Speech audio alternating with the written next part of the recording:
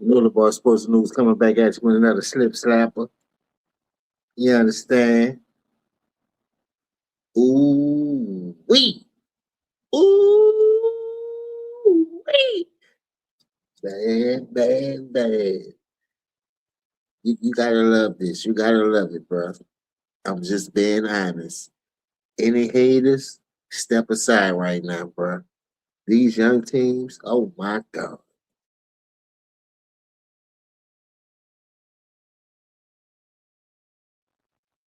Oh yeah, oh yeah, oh yeah. Like my older cousin say. I say, cuz you good? Oh yeah. Oh yeah. You goddamn right we good, baby. Orlando, that's how you play from now on. From now on, that's how you goddamn play. Physicality, man, that shit is real, bro. Your will against my will, man, you gotta love it, man. You gotta love it. D1, what's that? What D1 say the piston shit water. Yeah, we gotta promote that shit water. Dog. And they tried. But look, check this out. This what you gotta understand too, though. And thank you, D1. Look, we gotta be on the grind, man. Closed mouth don't get fed, ain't gonna fall in your lap. Check this what I like about say, bro. I knew Orlando. Say, bro, Orlando was showing me this before they even added Baines and all these other pieces. But think about it. Wagner, Bancaro, Suggs, Black, man, these dudes playing high, bro. They believe it. And that coach, what's up, Alex, baby? Salute, salute. And that coach, bro, you could tell he be serious. That nigga don't never be smiling. He always booting up like he foot of that motherfucking that red sesame. And nigga don't look like he on that perk, but that nigga like he on that old school red sesame, no seeds in that motherfucker. I'd be bloodshot. He be hot. And he be ready to pull a plug on them bitches. I ain't gonna lie to you, Alex. It probably was that. But just like I call the Denver, when you be aggressive, you're gonna get those calls. When you timid, you taking bad shots, you shooting over two and three defenders, they're not gonna bail you out all the time. And the Pistons played side to drive that game. They got back in it, they found control. So it's a lot of things that you gotta understand. This shit is a game of runs. And what I like about Orlando, Pistons went on a 12-0 run, cut the lead, and they tied up, took the lead. And them bitches ain't was budged. Like them bitches ain't folded nothing. They came right back and went on their own run. They did their own thing. And that's what you gotta love about the sport, you know what I mean? Especially when you're dealing with these young teams. These young teams, they're not laying down no more.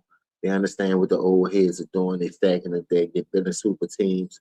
But the younger leagues gonna always prevail. The younger days gonna always prevail, bro. And I'm so proud of Orlando Magic, bro. Yeah, Marquise, facts. That's a big facts right there. So what I came on to say right now, 'cause I know the Spurs about to play, but y'all know I get down, I like to get y'all at least an hour or two, because I know the Spurs should easily, you know, cakewalk this first game. But I wanted to check out this game because I know what Orlando capable of doing, and I watched them for several years battle us as Miami, the battle of Florida, whatever you want to call it, in the same conference, you know, the same division. Them dudes play us tough, man, and I know they have upside. Well, and what I like about them, you know, they play the game how it's supposed to go. And if the chips fall their way, the chips fall their way. The Magic can beat these people, bro. Because you got to think about it.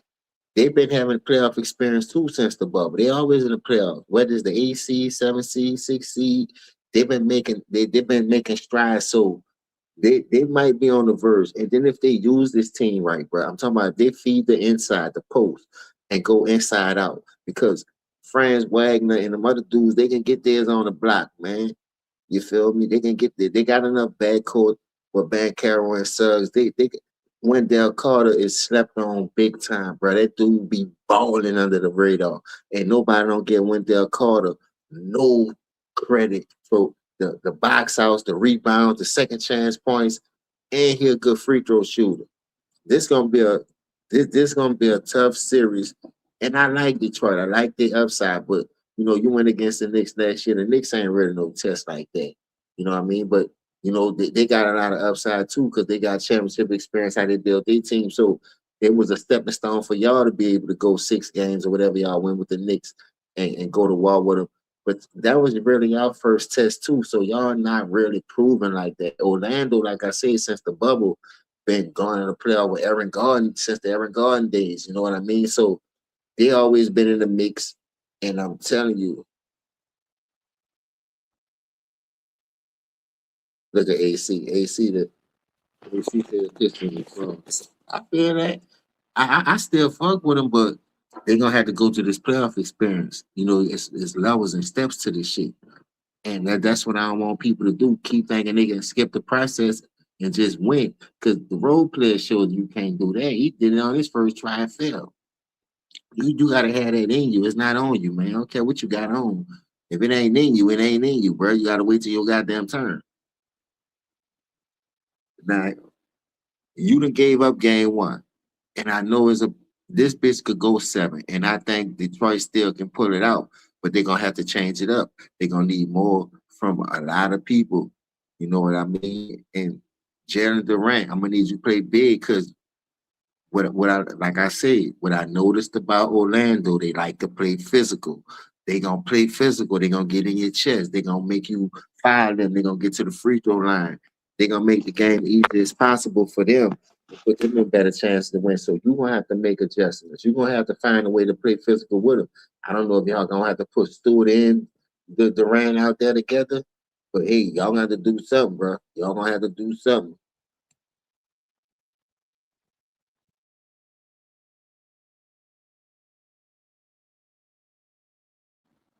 And then like Mike said, the season series was 2-2. Orlando not scared of y'all. And I really don't hang my hat on regular season unless it's young teams and I see how they coming and how they playing, their philosophy, their style, their chemistry. And Orlando has that when they healthy. Them boys are forced to be reckoned with. They're not no scrubs. And by the East being the way it is, I could see why people giving it to Boston because of the experience and the championship that they got. But that y'all, you still gonna have to play this shit out. Now, if it's up to me, so far so good. Boston got the edge for right now. With no Giannis, no Django in Miami, I just can't. I just don't see nobody really giving Boston a real test unless something dramatic happen. Like I don't know. A big win by Orlando, and I had a feeling that they can do it. But do they believe? Can they play that style of basketball 7 games? In case it goes 7 games or win 4 games of doing it that way, because they got a tendency of getting accidents. Jalen Suggs got in foul trouble. His defensive intensity will turn that whole first game around for me because that dude, he a ball hawker. I'm not even lying to you, but that dude do stuff. And then when he healthy, they play just a different style compared to when he not on the floor and what he bring compared to what a backup would do. Then you got to think about the school that he went to. He got experience, big game experience. So, all that plays a part in it too. Yeah, the Spurs about to start.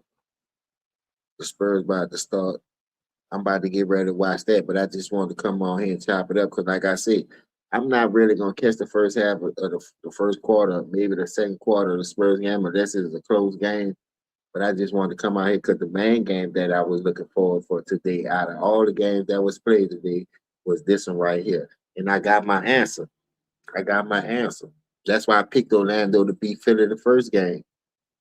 Can they keep this going? There's a 2-game winning streak. The playoff started in the plan for y'all. So can y'all keep this momentum going? Can y'all ride this wave? Y'all got the bodies, y'all got the size, y'all got the physicality. Y'all, to me, that coach doing a great job. Now that's how you coach. That's how you close a game. You weather the storm. You took their best punch. K supposed to be the MVP. K tried to ball out. He did his thing, but to me, it's not enough help. Then when you think about, I forgot they got rid of Jay Ivey. Jay Ivey is a defender. He's a nice scorer. Like, come on, man, why you giving up these young players like that? Duncan Robinson championship experience, but I don't think In the long run, he gonna give you something in this series. But I watched him enough in Miami. Y'all not giving him enough possessions and touches for him to be much like that to contribute to the team to help Cade get over the hump, knowing y'all don't have that type of scoring punch. Tobias Harris, I'm gonna need you to do more. You did 17, I think, if I'm not mistaken. Then let me double check to make sure that I'm not tripping. You know what I mean? Player stats.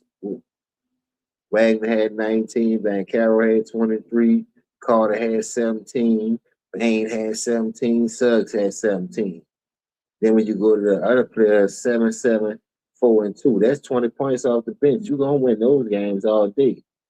Tobias Harris, 17, 5 for 15. You missed 10 shots.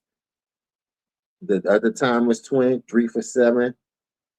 Duncan Robinson, 3 for 8. Cade Cunningham went 13 for 27, 39 points. That's the way you beat him, to be honest. Karis LeVert, I'm gonna need you to take more than one shot. The dude that been going off Jenkins without what you call him being in the lineup, and you held it down for that little time, and people was praising you. We need to get that same product with Cade in the lineup. With Cade in the lineup, your numbers under double digits, but with Cade out the lineup, you 17 points a game. We need that on a consistent basis. You understand? So, and Durant only 8 points, only took 4 shot attempts, made 3. You got to be more aggressive. That's why y'all lost the game. The stars need to be stars.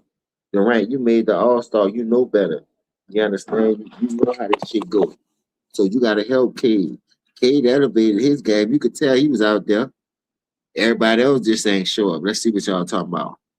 All right, Spurs about to start. I seen that. Had the Celtics on to the finals now that Tatum is back. That's a fact, Lewis. I can see why y'all saying that. The addition of Baines, who has playoff experience, that helps. Facts. And the Pistons do not have a second scorer that's going to be an issue. I feel that too. Y'all making good points. And that's the whole thing. When you hit the playoffs and you ready to ratchet up and you got to step your game up and your points got to go up at least 3 to 5 at least to give yourself a chance to be competitive, let alone win. Only the greats can go like a 7 to 10 point difference when it really matter against certain teams when they count. A lot of people ain't built like that to do it. Their limit is their limit, their cap is their cap, and that's what we're saying with certain players. So you need to keep on building and keep on going in the right trajectory. Don't bust the team up. Don't do this. Don't do that. Just keep building, keep adding. The more you subtract, the more it's gonna hurt you. And I ain't gonna lie to you, bro. I'm just being honest with you. I didn't think all these players for Detroit was gonna have a bad game because I seen them jail right. Now maybe because Cade just coming back, now you got to get adjusted back to having them in the lineup and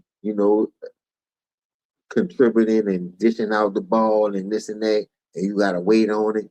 But to me, you got to think about this. Y'all prime right now. Y'all just don't have enough depth for us scoring because of the way y'all offense being ran.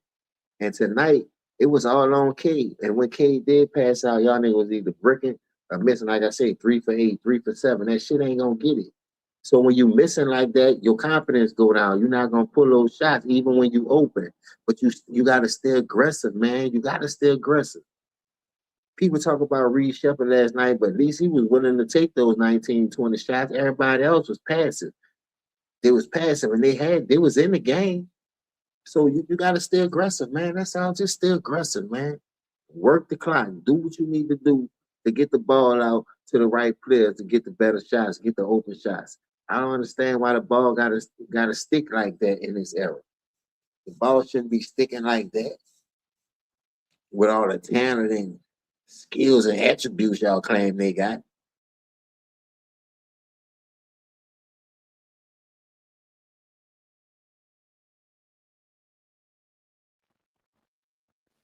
It was a good game right here. I ain't gonna lie. This the only game I needed to see tonight. Like I said, that the Spurs game on right now. I almost think I'm gonna be into that shit like that. So I'm gonna chop it up with y'all for a little while. You know what I mean? It's 8:21 on my time. Just trying to be consistent and stay on it. You know what I mean? But all around today, we had a couple of games that was like, yeah, whatever. But then you had a couple of like ooh wees, and like, yeah, this is gonna be a series. Can they keep it up? Can they keep the pressure on?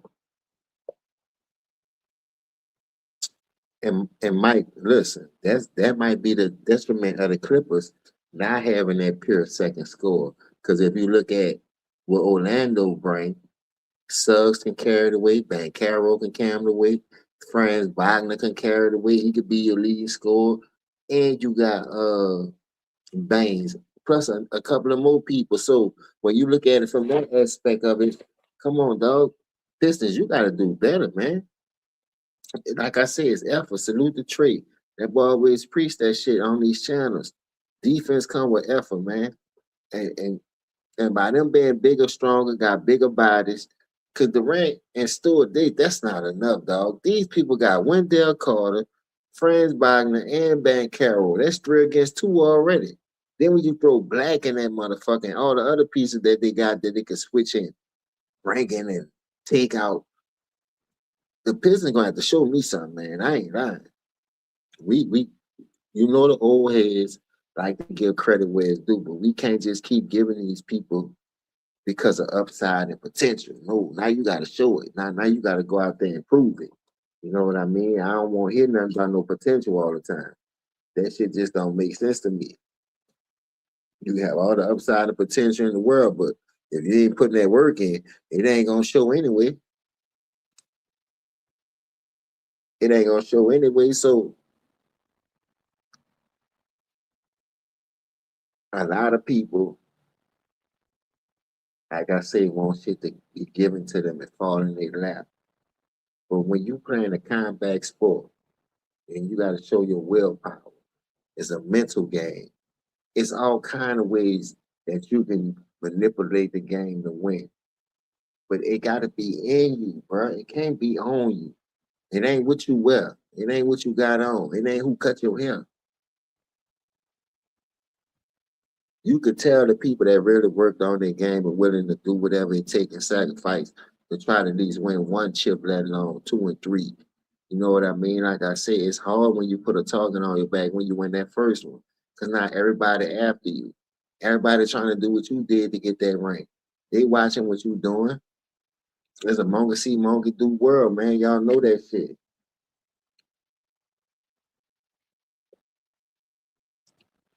I just don't want people to get too content and relax with their position and feel like people owe them something.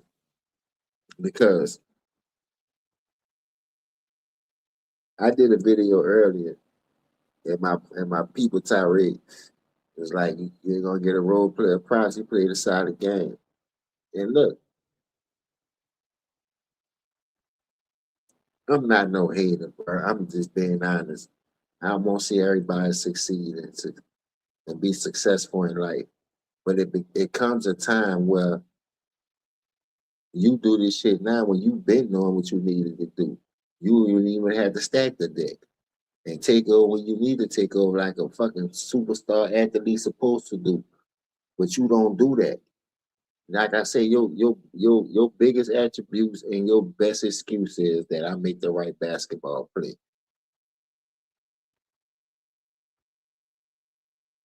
And I don't know nobody that can really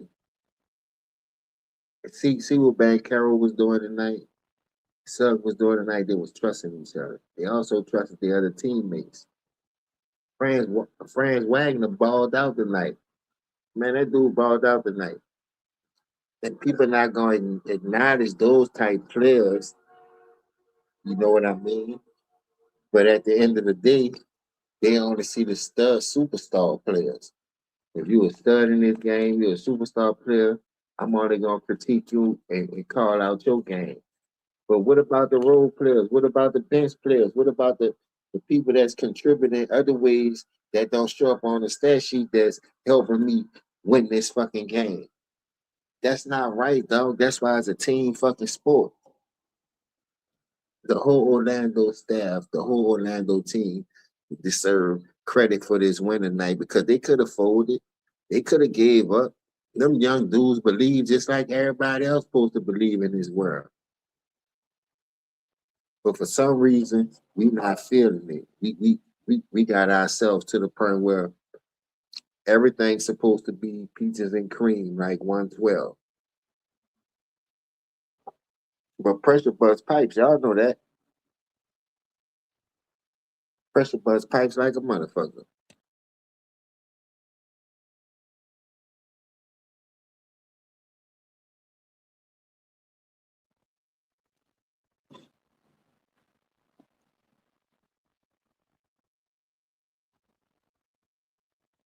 Do y'all think Orlando can duplicate this? Because I'm gonna keep it real with you. If they can implement this same game plan, knowing they'll put the pressure on the second score for Detroit to come through for them, that's why back in the 80s and the 90s, you seen that superstar all star or that one that was coming up where you had it was two to make a team because if you double me, now you got to worry about him. So now you got to players up. That's gonna give our role players confidence because now we're gonna get them to practice some more. You got to hit these tough ass shots. You got to hit these open ass threes to keep the momentum going, especially on the home a killer road crowd. That's where you get the big shot vibes. That's where you get the Sean Elliott's. That's when you get the Mario Elliott. You know what I mean? Those type players that mean something to a franchise that's winning championships at that time. You gotta have that shit in you, man. People don't talk about those type players. I used to love Sean Elliott game, Mario Elliott game. It wasn't just about them shoot threes. They came with a D.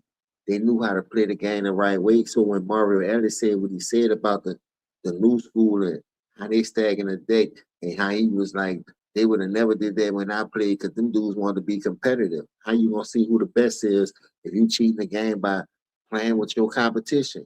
But nobody never want to talk about that. Only thing they want to talk about these rack ass rings they winning, but you ain't got no competition. See, I'm gonna keep it real with you.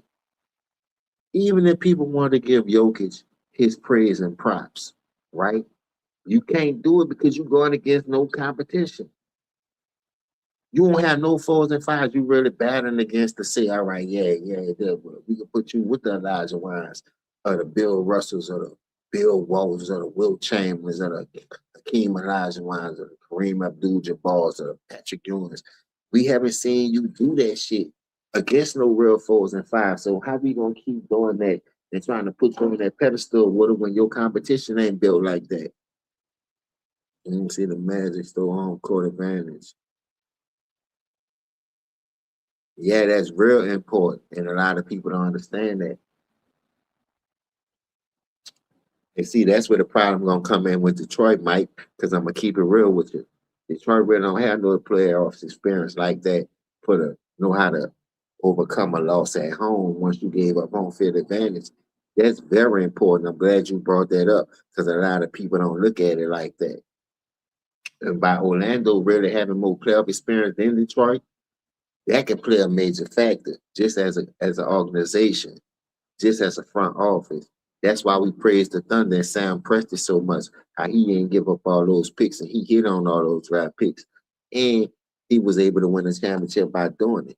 You see a lot of people taking that type of approach to building teams and getting superstars to come to their city and play with their organization. And that's a beautiful thing. To me, it's not no hate. You know what I mean? That's a big step up right there. I like the way Cade balled out, but you balling out the way you balled out.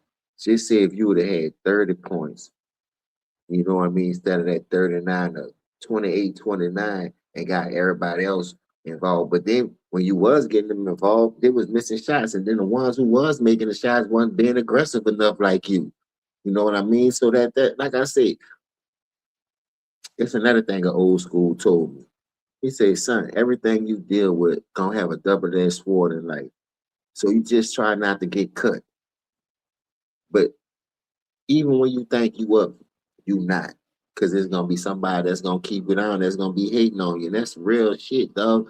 And it be the ones that be, like I say, right under your goddamn nose. Your own teammate, your own sister, your own brother. You dig what I'm saying? Be talking down on you. He ain't shit. He ain't gonna make it. He them boy. He ain't nothing but a fuck up. See, that's what I'm saying. Back then, it was too real and raw. So you had to take that away from certain people. So you try to scam with your power and jail time and taking their money and not promoting them and not pushing them, knowing they speaking the truth. And that's and like I said, they hate the truth. You know what I mean? They just hate the truth for some reason. I just want to see how Detroit gonna answer the bell. You got one more home game. Let's go for the split. And I'm gonna keep it real with you. Orlando is not about to lay down. Orlando is not about to lay down. They smell blood. And when a young team smell blood, dog, you can know when they're on the rise. Because guess what? Orlando had many chances in this game to fold, and they didn't fold. So what that tell you right there alone, that they been coached the right way, they believe in the system, and they just got to keep fighting through it. Because everything ain't gonna fall your way. It's the ones that quit that don't get what they deserve. But the ones who fight through and the ones who elevate their game, work on their game, oh, they gonna smell a rose at least one time. That's all you won't do to be labeled as a champion. Bro, you know how hard it is to win that thing. You got 30 some teams in this league fighting for the same goal you fighting for. It come with luck, it come with hitting on your draft picks, it come with a lot of things, bro. Don't act like that shit easy, bro, cause you manipulated somebody to come play with you. You got the most power in the league where you can stack the deck, and you the only one could do it till people catch up with you. Whatever the case may be, I don't give a damn. Everybody should have the same fucking uh privilege to do what they need to do to better their career, to feed their family, and to be able to win championships. Not just no one or two players or whoever whoever played the longest, or you feel like he the highest order, or you feel like he the dada, or whatever the fucking case may be. Because to be honest with you, and I'm gonna keep it real with you, seeing this era right here, besides KD on the Golden State, that was the best move he could have made. Because he got a winning record doing it. KD better than the super team is 2-1. Kawhi better than the super team ain't never got there. See, he was drafted to a super team and got credit for being on that team. But it was time to lead his own team, he never got there. KD and Brian got there. That's why this battle so intriguing and so intense because KD, you hear the words, you hear the whispers of this dude better than you. You see how the league pushing him. So why you trying to duck any smoke? Boy, ain't ducking no smoke. Boy, you got me fucked up. Boy, I'm playing. I don't give a fuck. Willis Reed came out and played. You crying about a goddamn knee. Like I said, bro, if these young teens ain't teach y'all nothing yet, bro, I don't know what else to say, bro. It's right there in your face. OKC, the Spurs, Denver. And we don't like the way Jokic play. We already know they don't give everybody their props. We used to that shit because we seen it with the role players. So don't act like this ain't nothing new to us, dog. We can still get the other players props. We can still talk about the other players. You know what I mean? That like nobody ain't talking about Luke Kennard. Nobody ain't talking about Andre 8. It's 19 and 11 or whatever it was.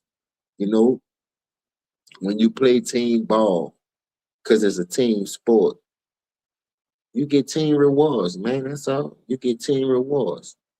And people out here cheating the game, won't get still get credit, calling themselves the GOAT. You got another nigga, he done switched. See, that's another thing I don't like. We all family, like Bernie Mac said, we all family. Y'all killed Russell Westbrook for going to 4 or 5 teams in 3 or 4 years. But I never heard y'all say the same thing about KD. Because KD went from OKC to Golden State to Brooklyn to Phoenix, now he in Houston. That's about the same amount of fucking teams in a 4 year span that this nigga, a 5 year span that this nigga done played on. But nobody ain't talking about that shit. And I wonder why. The same reason why nobody, I ain't seen a video yet, and I've been on YouTube all day on my break, just strolling through to see if a nigga talking about this KD ducking the role player and why he ain't play. I ain't seen a video yet, dog. I promise on why this nigga ducked this smoke. Nobody had the answers. And that's fucking crazy.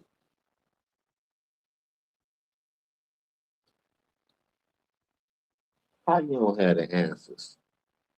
You got the answers to everything else. Y'all be the first to break the news on everything else. Nobody ain't got the answers to why KD really missed this game. And don't come telling me about no motherfucking need. Please don't. Because I'm not buying that, dog. I ain't buying that for no fucking dollar, man. RoboCop 1 came out at 80 something, man. I'll buy that for a dollar. Not me. I wouldn't buy that shit for a penny candy. You could have went to the candidate in the 80s and the 90s and spent a dollar and got penny candies, nigga. The same cans they were charging us a dollar, they charging y'all stupid motherfuckers 25 cents for. So who the stupid nigga? Now us or y'all? See, the truth hurt. Y'all don't want to hear the truth though, but I'm gonna keep it real with you. The same fucking candy we were buying at the candidate when we were coming up with a penny. You hear me? Nickel cookies. You get 5 cookies for a quarter. You get penny candies. The same fucking candy they selling y'all for a dime and a nickel a piece and shit. But we the stupid motherfuckers. No, y'all the ones that stupid. Let me see what y'all saying. Right on thing, KD Duck. This is bigger play the NBA. Don't want KD smoking this bum. LeBron again. He not hurt, bro. Brian, listen, I'm with you on that. I swear to God, I'm with you on that. And people, look, they got a lot of people like me and you that think like that. But then they'll say, no, we crazy. We don't know if a nigga hurt or not. And they'll come with all these thousand ass excuses like nigga don't play through injuries. At the end of the day, bro, I already know what it's hitting for. Think about it. I could pull it up right now on my phone and show you. Matter of fact, let me do it before I do it. Let me do it before I show you. I'm gonna check it first.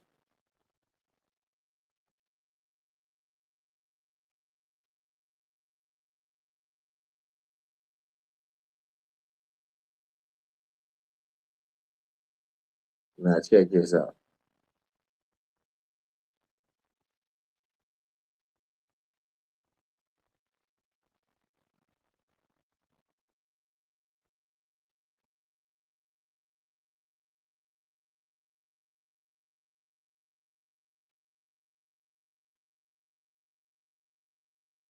Hold on.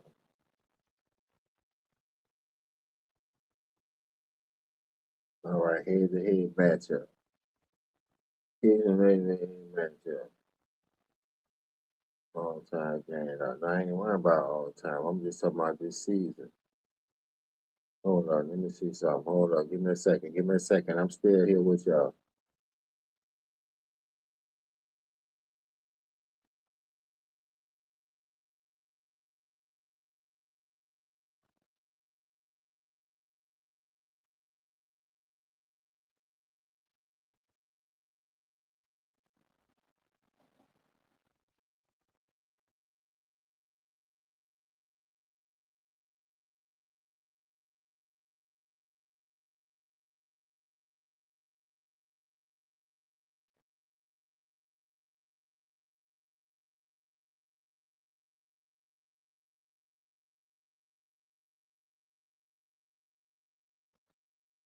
So this started what, the 26th season? Somebody help me out. When this season started, in the 26th year or the 25 season? Because I got right here, I'm gonna go from the 25 season. In the 25 season, they played 3 times. The Lakers won 3, the Rockets won 1. this year, right here, in 26, they had to play more than this, dog, for real. 25, 26, December 25th, March 16th, and March 18th. The Rockets won 119 to 96, and the Lakers beat them 100 to 92, and the Lakers beat them 122 to 116. I'm trying to get something. All right, I got y'all. Thank y'all. Thank y'all. It's the 2025 season.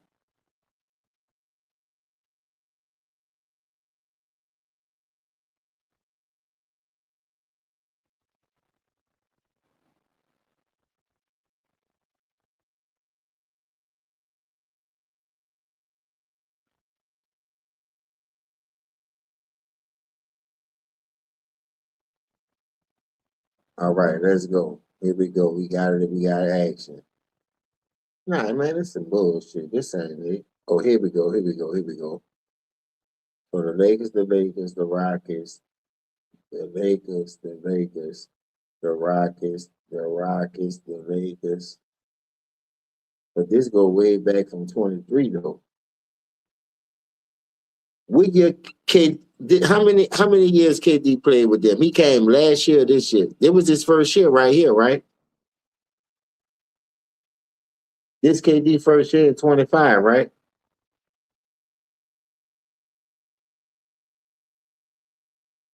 So if this KD first year in 25, the first game that they played, the Rockets won. Then let me see who played this game.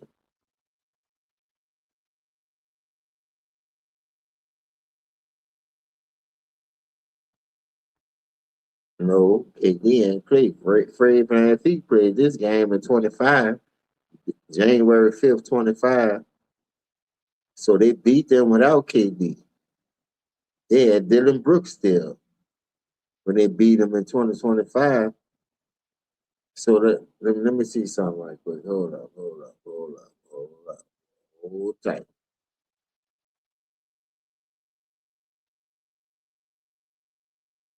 The next game they played was March 31st.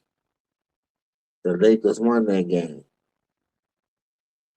Still no KD. Lakers won 104 to 98. Still no KD.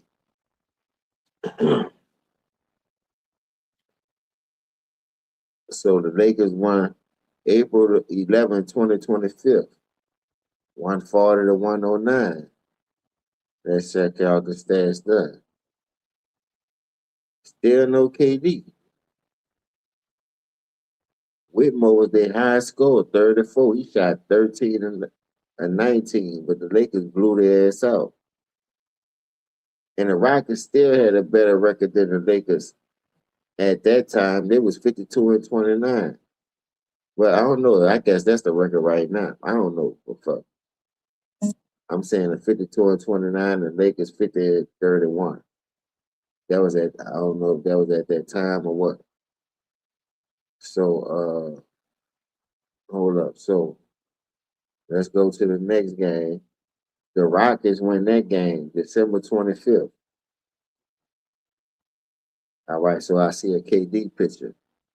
So this Kevin Durant first game as a Rocket playing against them on Christmas Day. They beat the Lakers 119 to 96.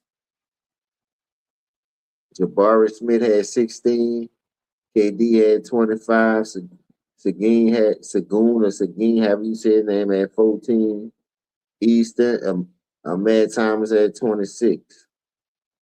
Reed Shepard had 13. He shot 50% from the floor, 1 for 4 from the three. So he did shoot good from the field. He gave you 13 points. But KD first game was on Christmas Day, and he scored 25 points on 18 for 14 shooting and 46 points. So let's go over here and see. LeBron shot 17 to 13, 1 for 3. The role player scored 18 points. They had Luka Doncic. She shot 9 for 17, and Austin Reed shot 5 for 8, 2 for 5, and only had 12 points. 8 still gave you 10. So you still had 4 niggas in double figures. 5 niggas with Vanderbilt, because Vanderbilt scored 8, and KD then blowed your ass out on Christmas Day. So let's go to the next game. KD second game there. KD second game there was on March 16th. Y'all won by 8. Brian James, the role player, 18 points. Smart, 11. Reed, 15. Luka Jokic, 36. Jabari, 22. KD, 18. 8 for 16. 0 for 3. From the 3. That's the truth. I'm bad, 19. Shepard, 11. See, they be talking about Shepard, but Shepard gonna give you double digits. And they got Durant Finney-Smith over there too, so that's another defender. So why they ain't playing him? I don't know why. If they gonna play Vanderbilt, I know they could play Durant Finney-Smith. I didn't even know they had that nigga. So the Lakers won that game. So in reality, from the head count since KD started on Christmas Day,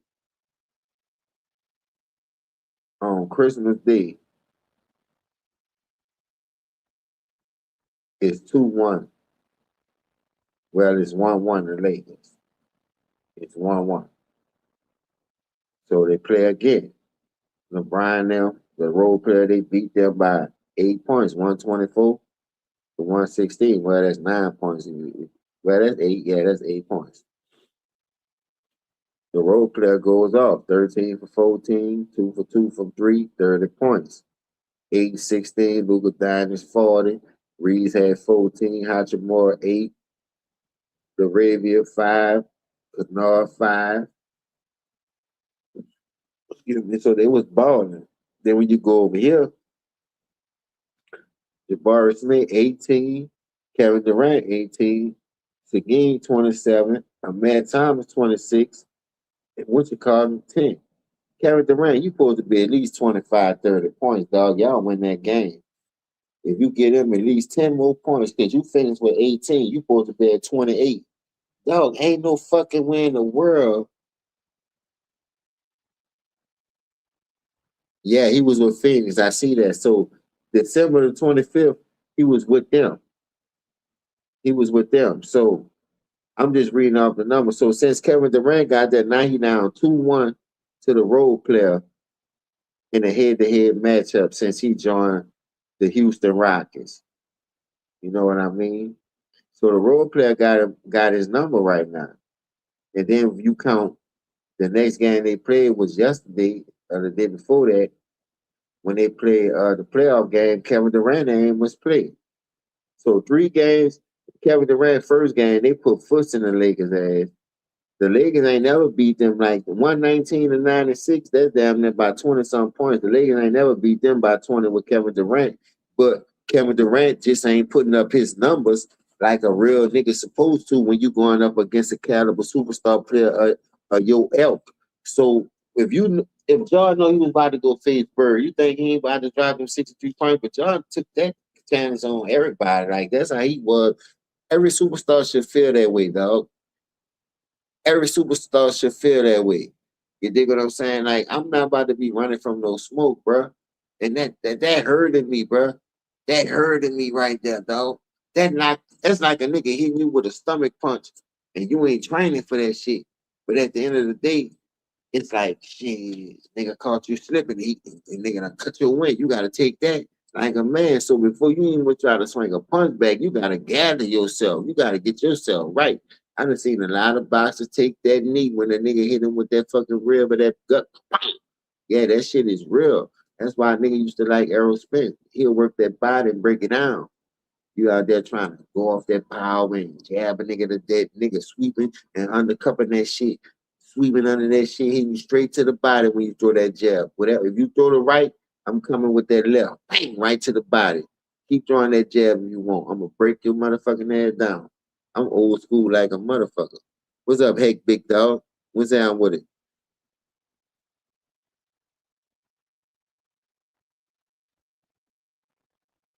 The nigga said it's the snake first, yeah. Hey, what's up, dog? Get the hell in here, dog.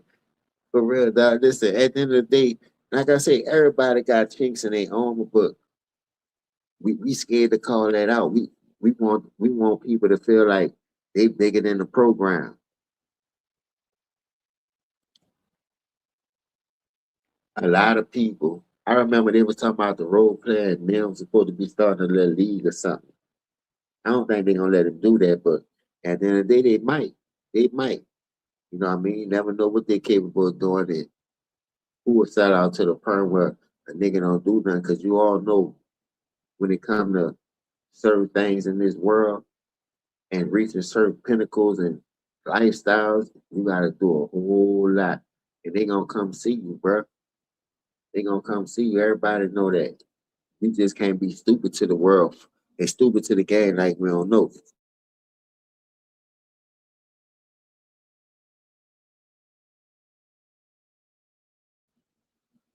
I'd rather take a humility ritual of a nigga sleeping with my mama than I'm me having to kill somebody off of my family that taught me right or wrong, or whether they was there or not. Nigga, that's my family, man. I can't do that, bro. I'm not snaking nobody, period, letting alone my family member. You know what I mean? That reach the top or reach a certain thing in this world. Cause I can't die with none of this shit at the end of the day. So when you learn it from that aspect of it, reach one, teach one, man. Help a nigga grow. Don't hold a nigga back. What the fuck is a gatekeep anyway? Why you think that name out here? A nigga ain't gonna say that shit for no reason. Nigga really be doing their homework. A nigga really be going to these parties and hanging around certain people, rubbing shoulder with top echelon motherfucker. They just don't rock like that. Many voices against him.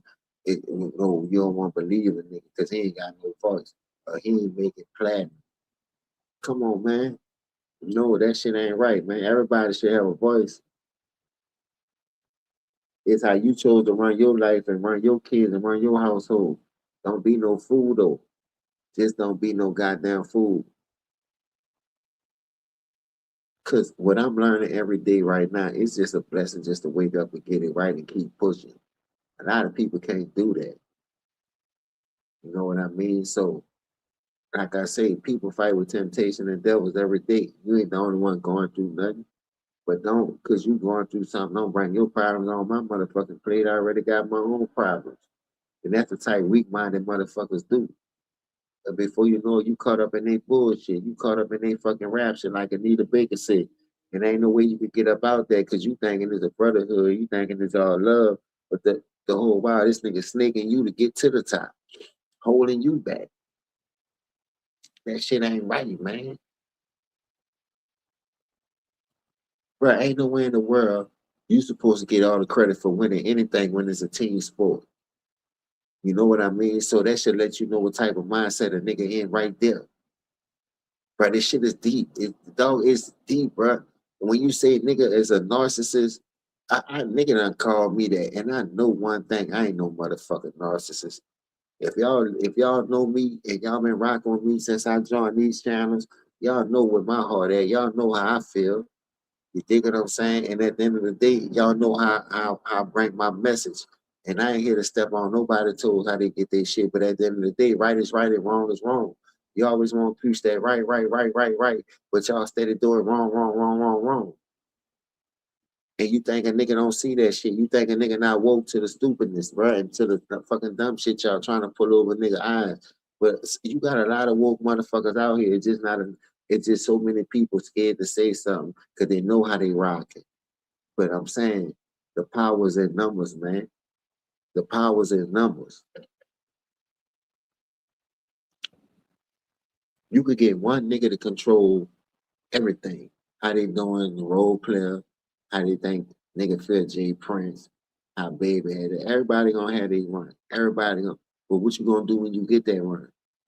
You gonna fuck shit up, you gonna keep adding to the problem, or you gonna fix the motherfucker. That's just the bottom line on that, dog. We gotta hold ourselves fucking accountable. We can't keep pointing the finger at other motherfuckers and other races when we the motherfucking problem. We our own detriment. We our own motherfucking detriment, dog. And I'm tired of nigga playing victim when you know fucking right from wrong. Ain't nobody told you go no fucking party like Diddy. Ain't nobody even told you go attend no Diddy party. It was a lot of niggas that said they attended the party when they saw they was rocking, they never went back. But your stupid ass kept going back, so some intrigued you for you to go back in there. So what that was, cause you rock like that, nigga, you foul like them, you a snake like them. A bunch of snakes in a motherfucking house, you gonna get bit. Don't play victim now. And all of a sudden, all y'all want to come out the closet trying to sue. That's foul play because y'all was rocking like that for years. Now y'all want to play victim. That's the foul fucked up part about it. That's like snitching, nigga. Y'all knew what the fuck was going on at these houses and parties, but y'all was rocking like that for years. Now all of a sudden, nigga back the fuck out you for playing with them. Now you want to press y'all. Now you gotta know what you getting yourself into, man. These niggas ain't playing the game fair. These bitches ain't neither. But at the end of the day, you gotta know what kind of circle you got around you, man. Keep your shit smaller than your butt cheek unless you get your shit. I'm talking about Grand Canyon, and I know I ain't. I don't know. I don't know about everybody else, man. I'm just saying, man. I don't know what a nigga do. I don't give a fuck what you do. Don't come around me with that bullshit.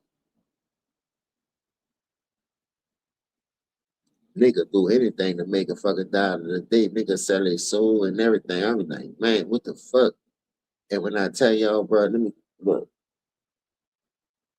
This shit real, bro. There's a lot of people that what's up, Johnny? Salute, baby. There's a lot of people that claim they this and claim they that. But when I tell y'all, bro, it's a different ball game when a certain type of money involved. They'll turn their back on their own family, nigga.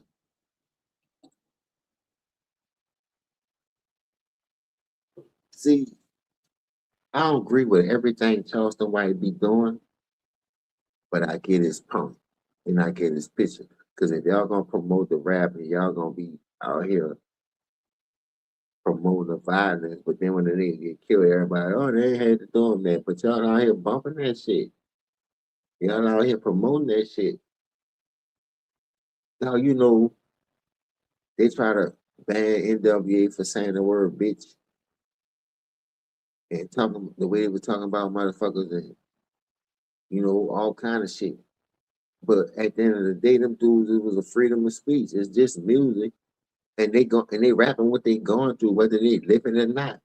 When you living in those type environments, you don't have to live like that, dog. You're gonna become a statistic. You seen motherfuckers set it off, man, when that dude that had nothing to do with it, but because he live in a project and he got that AP tatted in his head. He came from that apartment. It's certain things you can't duck and dodge, my nigga. But at the end of the day, you just gotta take that shit on a fucking chin. You know what you're around. That don't make you no bitch stand on your shit. But coming up in our era, that made us look like a bitch. So you had to, I ain't no bitch. Nah, that shit made you look like a bitch because you being a fucking follower, dog. I'm keeping it real. That's just being a fucking follower, my nigga. We don't have enough leaders in this world. We got a bunch of fucking followers. And that's the sad part.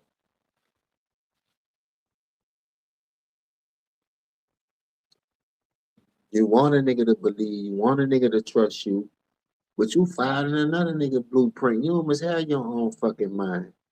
You out here doing what other people doing. Oh, cause my best friend doing it. My best friend fucking up her baby dad, so I'ma do it. It's just getting money out of it, man. Nah, man, you ain't nah, come on, man. You bringing drama to another motherfucker home because you ain't got shit, because you ain't got no get up about yourself. And niggas down bad feet was rocking like that, but they think that's the shit. They think that's cool. They think that's the real world. They think that's all about life. Everybody trying to come up off each other. See, when I tell you they like songs that have messages, whether it's bad or good, they gonna promote that shit. Cause guess what? 9 out of 10, the bad gonna outweigh the good. So that shit gonna crumble. Cause they winning by promoting violence. Look how many rappers we done lost. Look how many good brothers and fathers we done lost. Because because you promoting that shit on your song about sliding, drill music, and all this other bullshit don't have no meaning to making you be successful in life. And we like that shit. Look, I fuck with Gilly and Wallow. But when Dirk was on there with about 40,000 niggas, and they made that, and they was rapping that diss song, like Charleston White, like I say, he do be having points. Two could never got a mama. All these people y'all rap about got a mama. Julio, you rapping on people's grave like a nigga ain't gonna stand on business behind that shit. Sometimes you bring that shit on yourself trying to show you valid, and now look, that shit don't have no meaning, don't have no ending to it. And the niggas who did it, then that motherfucker ratting too. Then that bitch singing like the motherfucking Joe to see a 112 or Jagged Edge. Yeah, nigga. The new edition, the Jackson 5. And y'all think that shit loyalty, y'all think that shit family. Y'all be out here promoting that bullshit. And like I said, when that shit hit home, now all of a sudden y'all want to play victim, y'all citizens. Man, miss me with the bullshit. Y'all know what this shit come with. Y'all know what the consequences is. You can't throw rocks and hide your fucking hand. Everybody ain't got no glass house. You understand? And the ones that do, you know, they're the ones fortunate because that's why I talk about the Gucci man and the Pooh Shiesty situation. Let me tell you something. Everybody expect you to stay street all your life, but when they evolve and the change gonna come, especially when you have kids. And it took me a couple of years to learn that after I had my first kid. Look, man, them kids ain't asked to come here. You bringing these kids in this world, and you're not providing for them, and you got that girl struggling or whatever, whatever. That shit hit different, you know. So you try to be there for them. You explain to your family what you're going through. Your family know your struggles and your problems. You can't hide nothing from them. That's one thing I can honestly say, dog. I never could hide nothing from my dad or my grandpa because they went through that shit before I even was touched this earth. So the games I thought I was playing and getting over, them people was catching on to that fucking shit. And guess what? They were busting my fucking ass. Let me tell you a story. And this shit funny to me now that I think about it. But it wasn't funny when it happened. My grandpa taught me how to drive when I was a young, like when I was like 8, 9, 10 years old. He used to let me drive the car like 3, 4 blocks before we get to the house. He used to have the phone books already in the car. And he used to have the thing on my feet. And and I could touch the gas and the pedal. He taught me how to drive 1 feet, how to pump the brakes to put it in reverse drive. You just can't put it in there without pumping the gas first. Shit like that, like the basic shit in life. So when they used to go out of town, by my great grandmother in Mississippi, they used to leave the keys behind. I'm talking about I'm 11, 12, 13 years old, taking that bitch, going all in the project. They boy, you young as a mother, what you drive? You got a license? I'm lying, telling people I got a permit. I ain't had shit. You know what I mean? I could have got myself hurt, killed, anything, but I'm not noticing. So every time they go out of town, I'm just steady taking that bitch. We going to the movies, me and my best friend who got killed. You know, we got females or whatever, whatever. So it came to a time where a nigga was like, you know, nigga just kept doing it. It became a habit because the nigga wasn't getting caught. So this particular time, my grandpa knew this something, but he ain't never said nothing. And I saw how the mood changed. Cause normally when I ask him for something before I go to school or before he go to work to leave me something, he wasn't doing it. He was like, nah, man, you ain't right. And he was just showing me, I know what you're doing, but I ain't gonna let you know. I'm just gonna see how far you think you gonna get away with this shit. And I'm steady doing it, steady doing it. Soon they go out of town. Every other weekend, they go every 2 weeks. Well, I'm taking that bitch. I'm all in the plaza. Everybody know about the plaza. I'm all on Canal Street, nigga. Good thing I ain't getting no ticket. I'm in everywhere at the movies, nigga. I'm just flossing in this shit like it's my shit. And I swear to God, that nigga wrote the miles down on that motherfucking car and came home. And we was in there like nothing ain't fucking happened. And when I tell you we was in there like nothing ain't happened, We out there helping them with the clothes, with the groceries and everything. Bitch, y'all brought back from Mississippi. They brought me shit back and woo woo woo. Man, that boy had that shit set up so sweet, but he never told me he knew the whole time. And I'm just steady doing it, steady jagging him, steady jagging him. Now God was on my side because I could have had an accident. I wasn't on his insurance, and he kept telling me that because I kept asking him to help me buy a car. But he was like, "Boy, you ain't got no license. You need insurance." Back then, they were real strict on that type shit. So I was just sitting there thinking, I'm like, man, hold up, man, this nigga playing on me. How you gonna teach me how to drive? Then won't help me get no car and all that. Man, he down bad. But I never understood because I'm a kid anxious to learn. I'm rushing through life. But dog, stop speeding through life, man. Take that shit slow, bro. Cause guess what? Once it's over, it's fucking over. So this nigga wrote the fucking miles down on the car and fooled the fuck out of me. So that ball, we got about 5 pizza boxes in there. 3 of them bitches we went to go get. The other 2 was delivered. I'm not gonna lie. So that nigga went to putting 2 and 2 together. So when he came back, he didn't know I took the truck. I took the truck too.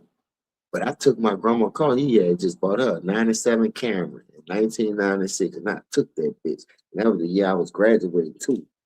And I was mad because he didn't want me to go to the prime because I ain't had no license. So I had to ride my people. At first, I wasn't going to go. I wanted to drive to the prime. Shit. And nigga ain't got no car. Nigga can't go to the prime. Nigga feeling lonely. Nigga feeling like, but everybody driving and shit but me. I'm like, I got to be a fucking scrub on the passenger seat. I felt like a scrub like a motherfucker. I ain't going to lie. But I still went. You heard me? But my boy came inside. He was like, man, what you did today? I said, shit, nothing. I just in here watching football all day. I said, we ordered some pizza, you know. He said, that's all y'all did with all the pizza? You ain't go nowhere? I said, nah, I ain't go nowhere. Shit. I said, why you asking me to go somewhere? Like I got to call something. He said, come in the room. I said, come in the room. When he said come in the room, boy, my heart went to beating 100 miles and running like NWA. I started to break out that bitch and never come back. But I said, I already knew what he was talking about. I already fucking knew. You know how you got this gut feeling? And you like, man, you caught me. You gotta take your fucking lick. Dog, I swear to God, nigga, I went in that room, that boy said, close that door. When he said close that door, I thought the belt was about to come off. And my uncle was already doing time in jail in Angola. That boy was sending cowhide belts, the leather belts like Boosie used to rap about, that they used to make in Angola. Them bitches used to hurt. I got to add a couple of them bitches from him. So I was like, man, I was this nigga ain't about to whoop, man. I'm like, man, what's wrong, Grandpa? What's going on? He said, man, I told you if you ever touch that car again, you gotta go. I'm gonna kick your ass out and I'm gonna whoop your ass. He said, where you been at? I said, I ain't been nowhere. He said, that boy pulled out a piece of paper. He said, you steady lying. The more you lie, it's gonna add to that ass whooping. I'm letting you know that now. So where the hell you been at in that car? I said, man, we just went to go get some pizza, man. He said, no, you went more to get some pizza because the miles ain't adding up. You rode over 230 miles. Boy, you was right. Yeah, like you went to Baton Rouge or Mississippi and came back. What you find? And then he went to being sarcastic about it. Like, I'm like, what you followed us to Mississippi and we didn't see you and you turn back around or something? I'm like, man, this man here. That boy looked at that fucking paper. And I looked at that paper and I looked at the miles. That boy said, I'm gonna tell you one more time, bro, and I promise on everything. I bought that car for your grandma. You not on that insurance. If you would have gotten an accident and wrecked it, we couldn't have got that car fixed or got it back. I had to pay out my pocket to get a whole nother one. So I'm trying to teach you the values in life. So if you touch that car again, I'm gonna kick your motherfucking ass out. You're gonna be on your own. And that nigga gave me a motherfucking ass whooping. I was like, whoa. I said, hold up. That's 2 birds in 1 stone. I was like, damn. And then my best friend in the back, he hear the shit. He done walked out the door and went home. I said, little jive ass nigga. He was next. My grandpa tear his ass up. But I ain't rat on him and said he was with me. I just said I went to go get the piece and was right. But he knew because that nigga added up the miles. Boy, yeah, we was outside. We was outside like a motherfucker, dog. I was all in the project. I was uptown, nigga. I was, I was at the super fair, nigga. I went to the mall. I went to the movie. They were gone for 2 days. Fuck. I ain't gonna lie. They looking down on me now. I knew that bitch was taking that call. Why I whooped his ass. I couldn't. Dog, if one thing about the men, dog, real men that's in your life that wants you to live right, that went through those same struggles and went through those same trials and tribulations, and just got dog. One thing I respected about my grandpa. My grandpa used to live his life. You heard me. So when he used to get home, that nigga used to smoke cigarettes. Go, they had a bar right across the street from the house. That nigga never came straight home. My grandma was the type, nigga, your bath water ran, your clothes in the bathroom, plus your food on the stove ready. Only thing you gotta do is heat it up and you don't come straight home. My grandpa was the type, he never came straight home because we had a bar right across the street from my house. And then nigga used to go up in there and drink a little bit of high life, smoke a little cigarettes and dig, play pool, bet on the horses, and come home. I watched this shit down there 27 years when Katrina hit. That's all I knew. And certain things program you. The way you raise a program you. You know what I mean? And then people want you to change all of a sudden. Ain't no fucking such thing as change. Because guess what? My great grandmother, my grandmother was homeowners. I don't know nothing about no motherfucking renting. And that's the hard part about this shit because they got us in the mentality of Section 8, all this other bullshit cool. They giving you all this shit so they can keep tab on you and watch what you're doing and all that. They don't want you in that business mind. They don't want you in that homeowner's mind. They don't want you in that boss frame of mind. They want you behind. So at the end of the day, man, it's what you make of your own situation. You can't fall for the banana in the tailpipe and always become the motherfucking guinea pig. No, you can't. You think they did that to Black Wall Street for just because, nigga? They knew that was a fucking threat. They knew that was a threat. And why you think they don't have none of that shit now? Dog, name one black owned bank. I don't know nothing. If they do, please tell me. Name one black grocery store. Niggas franchising McDonald's and Wendy's and all that. I know a couple people did that. My cousin had 4 Subways, so that's easy to do. I ain't worrying about that. You run across a lawsuit here and there, you can franchise any one of them type motherfuckers. I'm just talking about shit that's gonna keep us alive and give us generational wealth. Nigga, we don't have that shit. None of it. And the niggas who do, like the Mayweathers and all that, them niggas buying Bugattis and watches with their money. Y'all ain't gonna call that shit how it go. Them niggas ain't putting back in the community. Them niggas ain't building up nothing to keep us going just in generational wealth. Now all of a sudden you gotta come back out here at 50 years old and fight packet out to get money. Stop it, man. You used to live in a certain lifestyle. They after your pockets because how you did it. You was independent. You had to know the people was gonna come for you. But at the end of the day, like they say, you can't read. Put shit. Malcolm X told you, put shit in the book. Shit, we ain't going to that motherfucker reading that shit, trying to see what's happening. There's so many grants out here that you can get to start business without having to pay that shit back. But we too lazy. We too lazy. Everybody else taking benefit. I mean, taking initiatives and benefiting off that shit. We the ones that's last and behind the motherfucking 8 ball ain't doing shit with it. So we can't follow nobody but ourselves. I'm just being honest.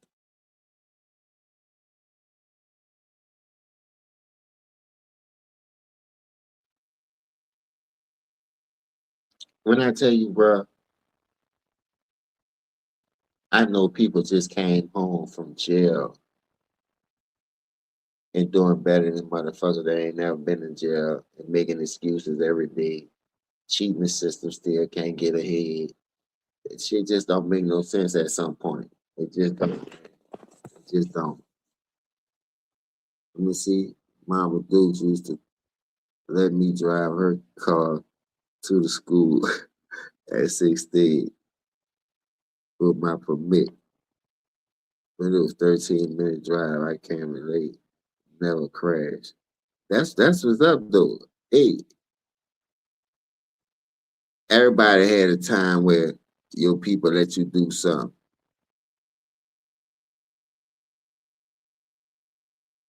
It's all good, Bronner, you know that. Buying look, one thing I ain't never do was feel sorry. Cause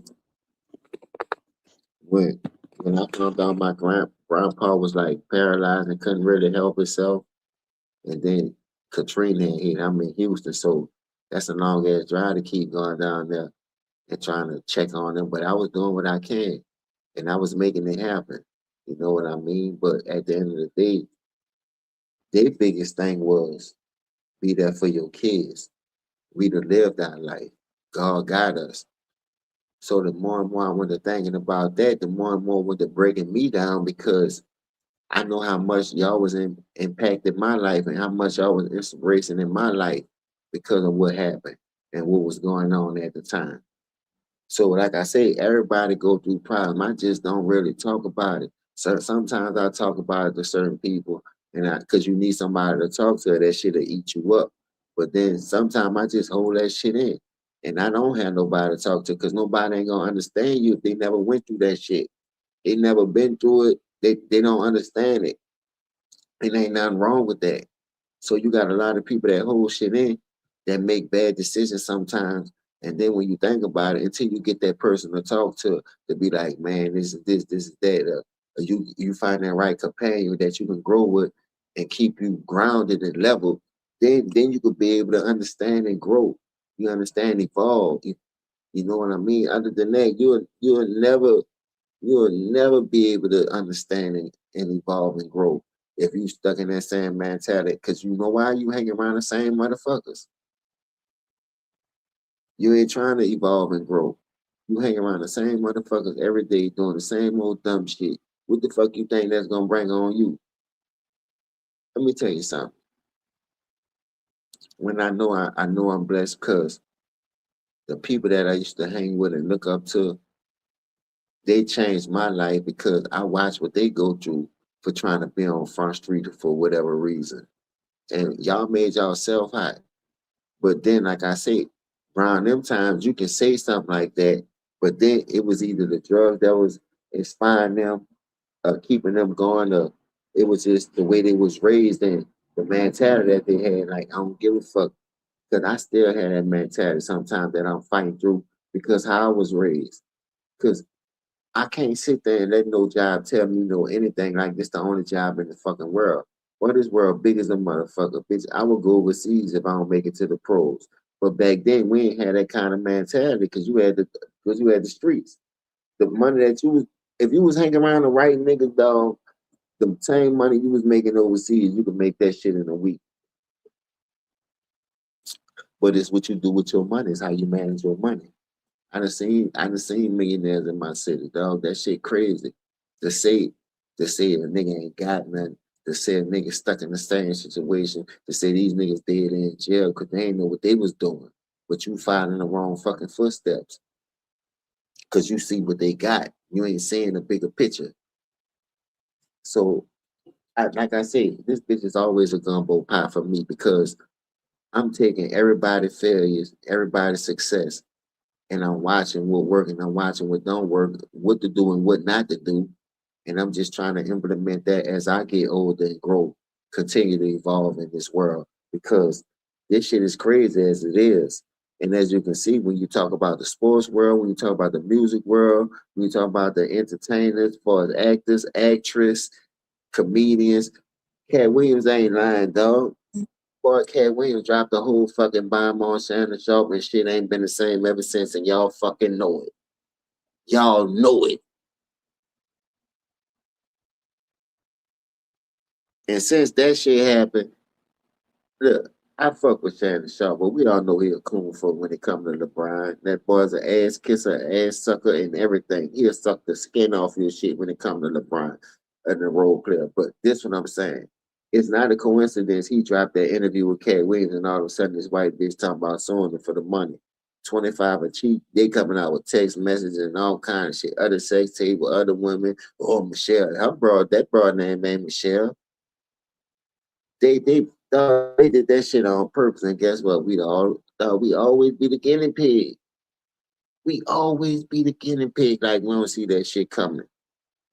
Come on, man. You can't be that fucking slow, bro. Like that's why I call that. I'm about to come out with a slow skit.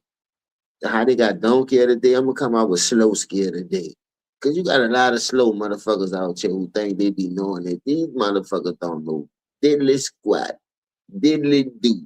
You hear me? They don't know how to put shit on sugar or sugar on shit. They be constipated and they came and shit that shit out their system. That's why they always blurring that shit out their fucking mouth. Shit it out your system where it don't come out your fucking mouth. It supposed to come out your ass because all that be ass takes to me. And that's the sad part about it too, because everybody deserve a little criticism to light a fire up under their ass. That's how you can know who can handle the adversity and who can fight through it. If you don't never light a fire through their ass and up their ass, and then you got the motherfucker just cater to and you feed them and bird feed them, how you gonna know what he can handle? How you can know what he can do? So he gonna be limited his whole career. His whole career is gonna he gonna be limited. Listen, Shaq said something that disappointed me, but I can understand and I understood where he was going. When he said something about Penny Hardaway was the first Kobe Bryant, but the injuries derailed that. And in the second year, he went to the finals. But Kobe Bryant, when he became a starter and they gave him the keys to the Jeep, his first year he went to the finals and won it. Something Penny couldn't do, but Kobe ain't had to go against no Jordan.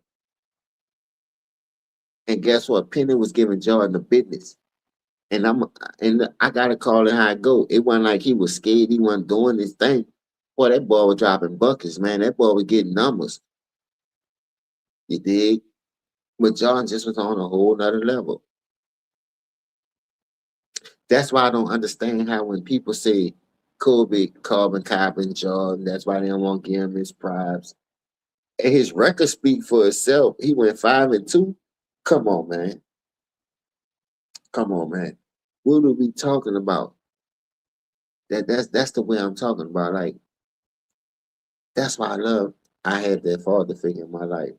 It was a lot of fuck shit that I was trying to do that I that I did, and they nipped that shit in the bud and caught it early, where it ain't prolong me or propel me to be one of them type dudes or one of them type men coming up. And I'm not here to shit on nobody, but I'm just being honest, dog. It's different. It's totally different, bro. And my mama, I had the chance to just deal with my mom as a single mom, and I had the chance to deal with my mom and my dad.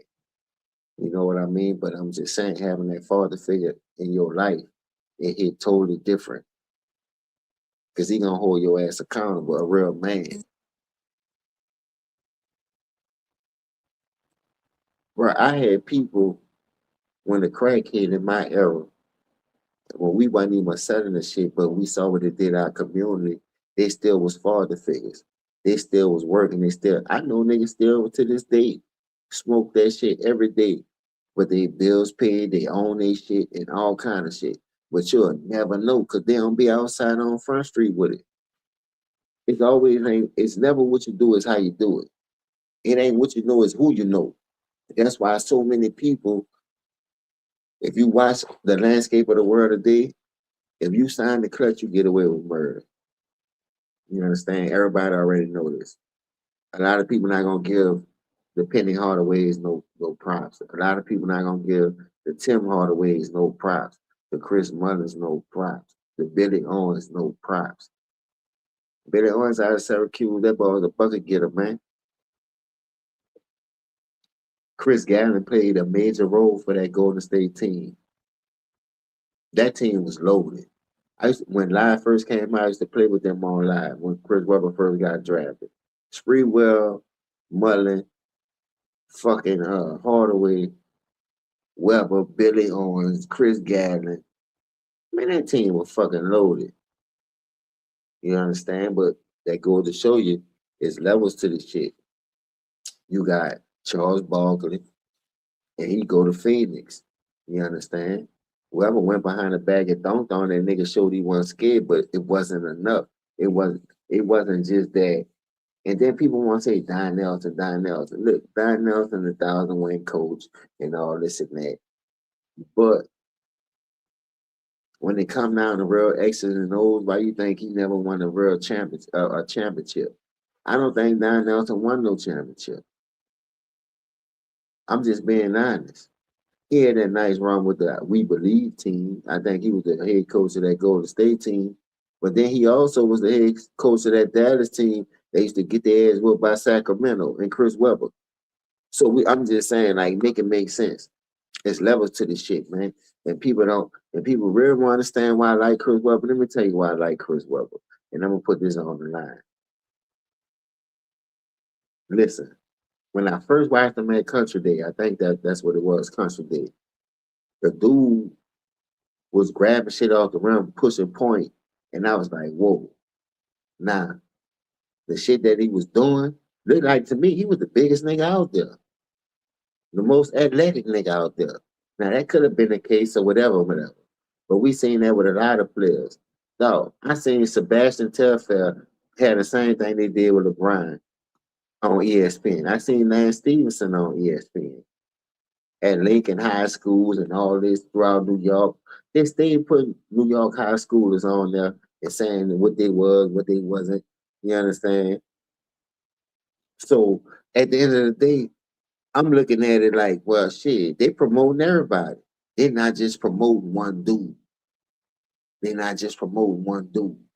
You understand? So even with David Stern promoted more than one athlete, even though you know Jordan with the cash cow. Well, you still knew about other people because what they was bringing to the game, how they was working on their game, how they was elevating their game, and what they was bringing to the game. You know what I mean? So I can't sit here and say that one dude get talked about the way he get talked about, and everybody else don't get the privilege that he get, as far as the way they stack their teams and how they move around and who they get to play with. But then you want to compare him to people who had it harder, who ain't had these privileges, who wasn't built like that. So you got your whole era doing it, but guess what? Y'all shit on his era for doing it, but he get praised for doing it. See, the face of the league not supposed to want that type of pressure. I want that type of reputation. But that goes to show you what type of era we living in and what type of people we living around. Sellouts is for real, dog. That's why they call them coons. I remember Willie D came out with all these songs. I'm talking about coon after coon. And Charles Barkley was on that bitch. But let me tell you something. I said something I talk about it. But let me tell you something. Listen, Charles Barkley be dropping gems sometime. And back then he was a coon. But even much Charles Barkley told you, yeah, they taking us all TNT, but they ain't mean we about to go to ESPN and kiss no LeBron ass. We still gonna be us authentic. And them niggas still be cooking that nigga too. For real. So at the end of the day, as long as they don't change you, as long as you might change in the beginning to get in the door to get your feet wet, but once you know how to navigate and manipulate the system like everybody else do, it's ways you can do it the legal way instead of being a fuck nigga and selling out and always being under fire for the comments that you make. See, this one I don't like about Kendrick Perkins. Kendrick Perkins is sitting on this bitch every day and talk about the beef with him and LeBron. One minute you off the blind, but you unfollow him, you ain't friends with him. Then the next minute you talking about this will make him a goat if he do this. Nigga, you need to make up your fucking mind. That's confusing the people that is paying attention, that want to know the truth, that want to know the game the right way. But at the end of the day, we got niggas like you all in the way. But then, like I say, we'll kill niggas like Russ. You know, when Russ left the Lakers, Russ opened up about that situation and he called that nigga like, a front runner somewhat, and like that nigga ain't real, like he a phony, and people own that nigga helmet behind that shit. First of all, if I play with you and I know what you're about, why I can't speak my mind and speak my experience with you? See, that's what's wrong with the world today. They want you to lie about certain shit. They don't want you to tell you. They don't want you to tell the truth. So I'm the type of nigga like this. I lie to get out of ass whooping and not to go to jail. But when it come to real shit that ain't gonna harm me, nigga, when you bleed like me, whatever you can do, I can do you back. Man, I'm telling the truth, man. That nigga ain't like that. That nigga ain't built like that. It's a lot of shit in my life I let slide because you know why? I was taught that God fight your battles. And there was a lot of stuff I didn't let slide because I ain't want to feel like no bitch. And guess what? I got caught up for it. I I got caught up for it. And God said, hold up, look, I'm gonna sit you down right quick. I told you I do this. And it took me years to understand that and grow. So the people that I hang around, the people that I'm fucking with now, they opening my eyes more and more to that for the belief. But then when you see how the world going, sometimes you gotta question some shit. That's all. It's just questions. Eddie Griffin told a joke one time, and he was like, "Man, God have a sense of humor." Because you know he always put jokes about God and escape about Jesus dancing on his water. That's why he don't take baths. And he said, Jesus, that boy Jesus dancing on the water again in that God. And people like church people be sensitive. They think everything's supposed to be serious and serious and serious. But I understood the joke and I understood where he coming from. Everybody's supposed to have a sense of humor. So at the end of the day, you gotta think about like how can you not offend people and still make your money? But then that's why I love comedian. That's why I love joking around. I used to have a complex, but I don't no more. It's just because of the way the shit going and how the world is built today. They want you to have a complex. They want you to crash out. They're trying to depopulate us. Once you get in your head that they're trying to depopulate us, I think you'll understand the bigger picture that's going on. I'm just being honest. Now that's just something to think about. A lot of people don't understand that part though.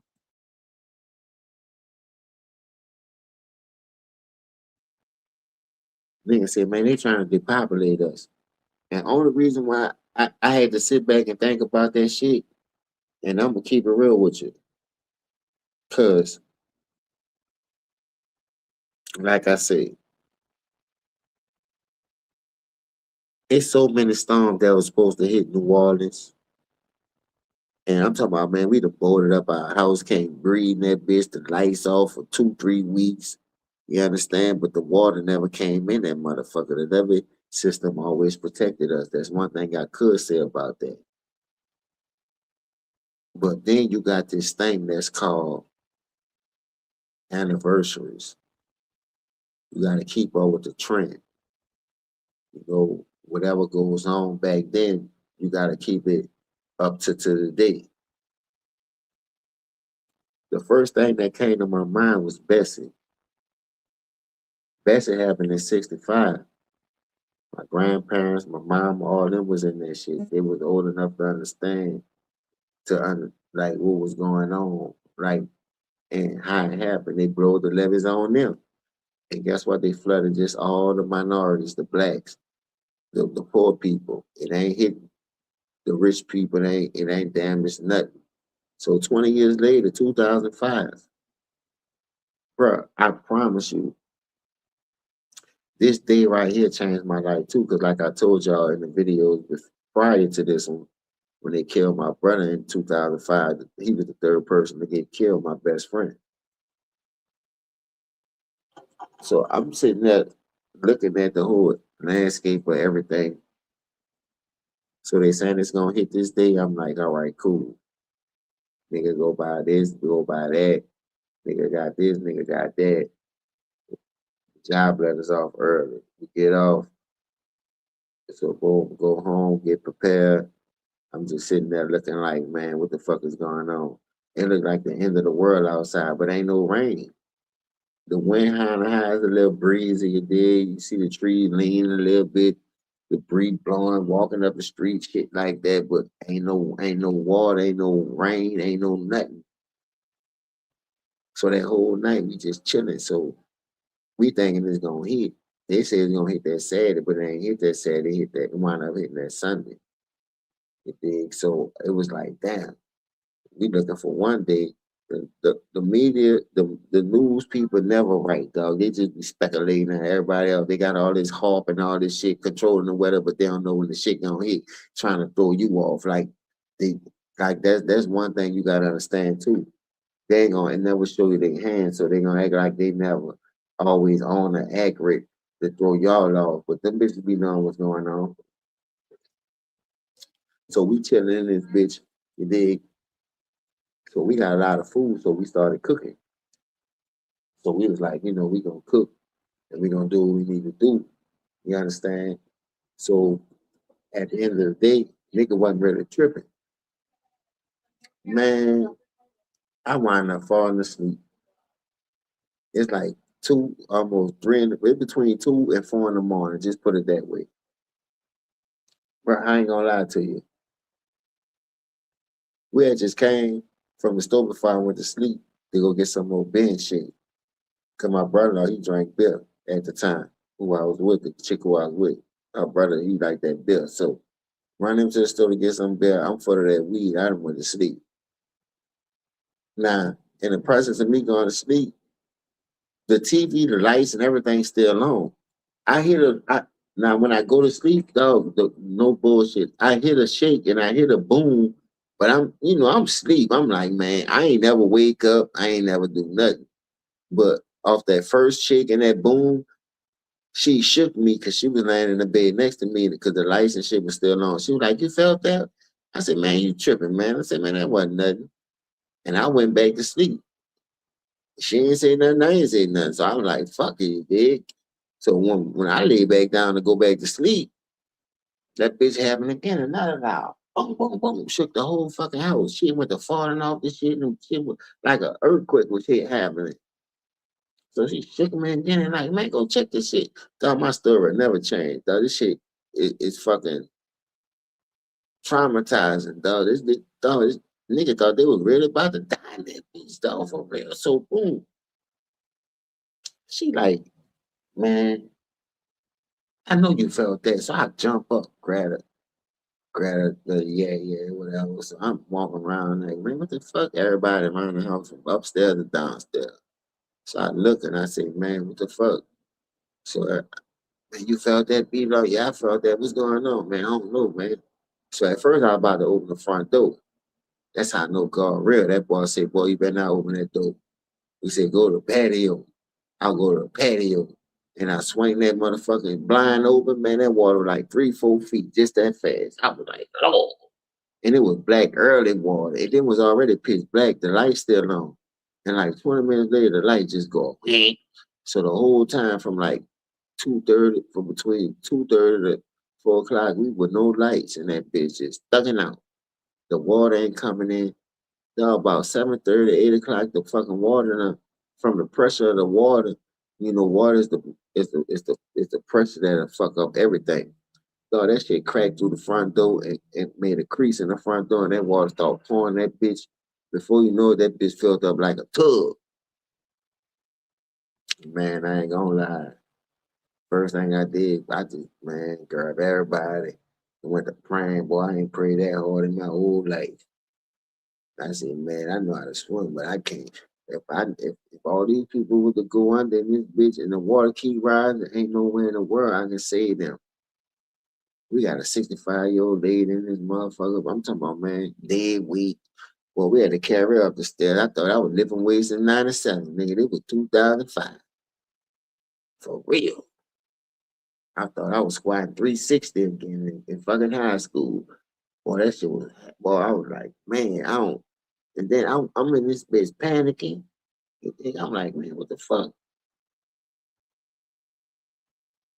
Boy, when your light flash in front of you and you don't know if that motherfucking water gonna keep coming, you just like, man, I don't know.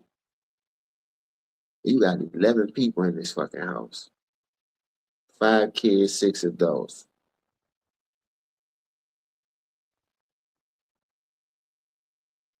That's how I know he good, bro. I be fighting with the beliefs and everything, dog. But he show you every time. Every time you don't believe, that boy show you, look, man, this is real. I'm him. I'm him. You just keep pushing and doing it right, it's gonna break through. And some people just not patient enough. That's why you got cheaters. They want to skip the process. But I when I skipped the process, it was good. I lived a life that I never imagined.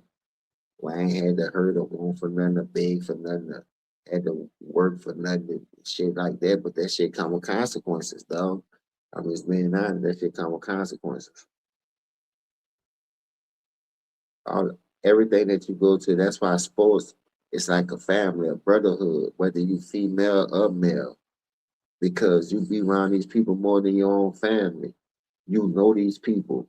You know what I mean? So that's another reason why I wanted to do the sports thing and I wanted to play the sports because I was intrigued of how can I grow with another person without having to be like I'm beefing with him or we don't have no understanding. He trying to hurt me, I'm trying to hurt him. No, man, going to war with a brother and you not hurting the opposing opponent, you just trying to win the game. That's called competitiveness.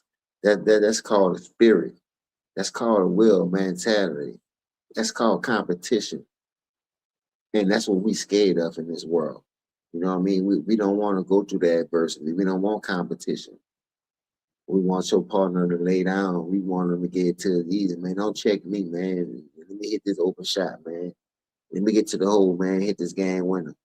Nah, man. I gotta show some type of resistance, man. The fans pay to see resistance. They don't pay me to pay to see me give you no easy buckets or that you throw an easy touchdown and whatever the case may be.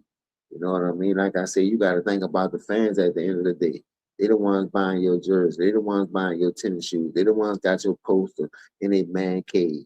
You know what I mean? They the ones got your license plate on their car.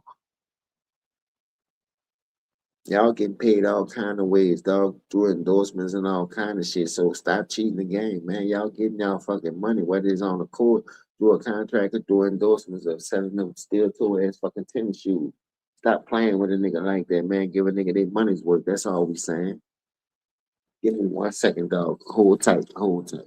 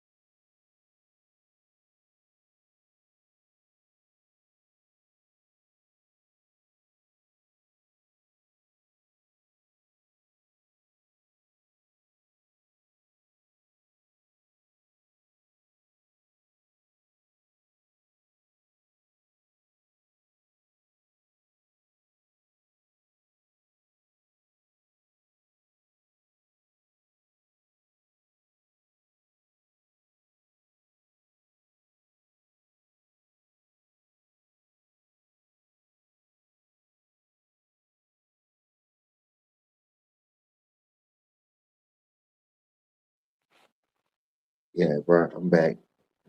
Uh, Let me check some stuff right quick. Cause like I said, bro.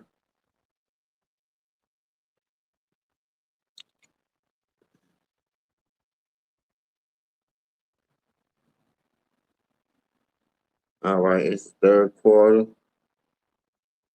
and the Spurs are up by 5. See, that's what I'm saying.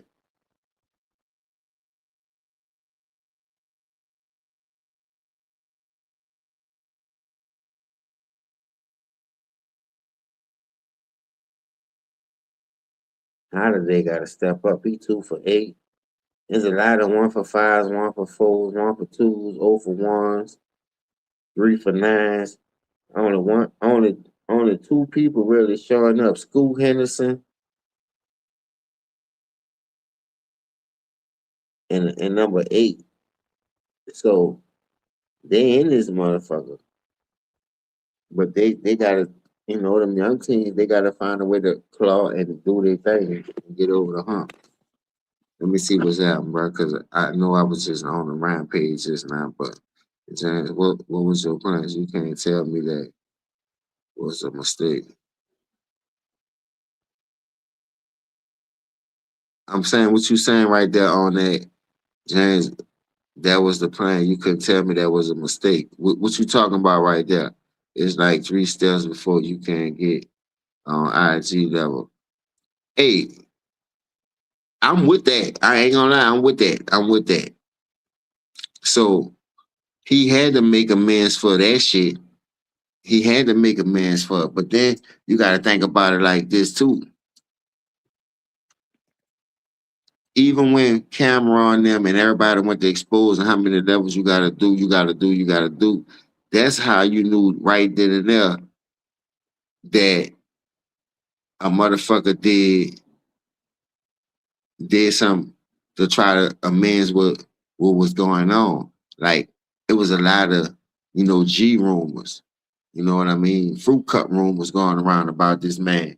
So at the end of the day, you got to think about it like this. How can I do to get my name out this? Then you step out that Jeep, talking about you going to do a liquor deal with that green outfit on with that man purse. Bruh, I've been around a long time. How many decades, bruh?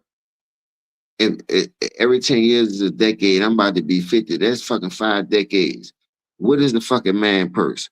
You can't sit there and tell me you about to evolve and change with everything a nigga put out here when you know you got morals, values, and principles in life. You can't keep running that shit on the people, fooling people like it's like that.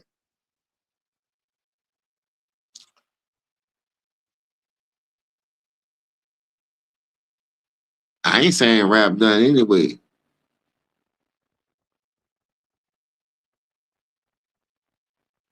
And I don't think them teams gonna make it either. Logical, listen. Mavericks versus Raptors or Pistons versus Cavs. Nobody want to see that. I'm just being honest. They went too far with the LeBron shit. All that so the one shit was too far. Facts. First of all, you gotta have.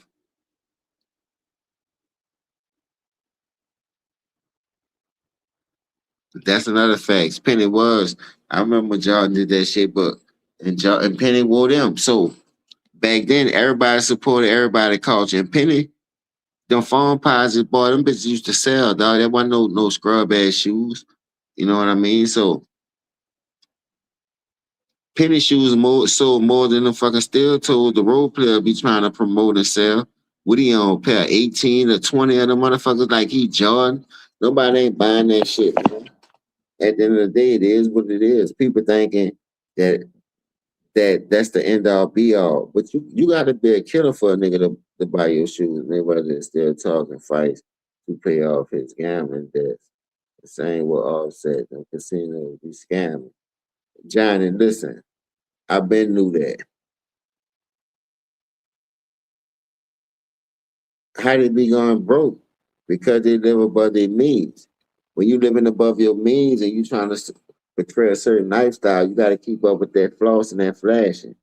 So therefore, that means you gotta scam and snake a lot of motherfuckers to keep up with that money, dog.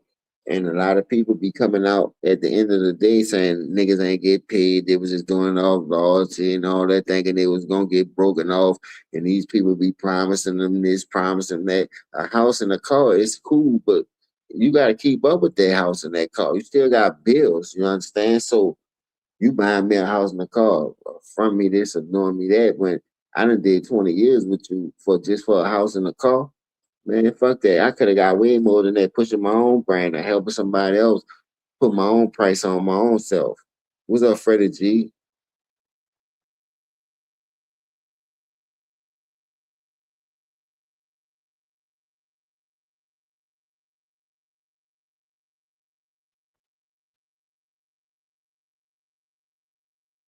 Listen, the rafters, I'm not even gonna lie to you.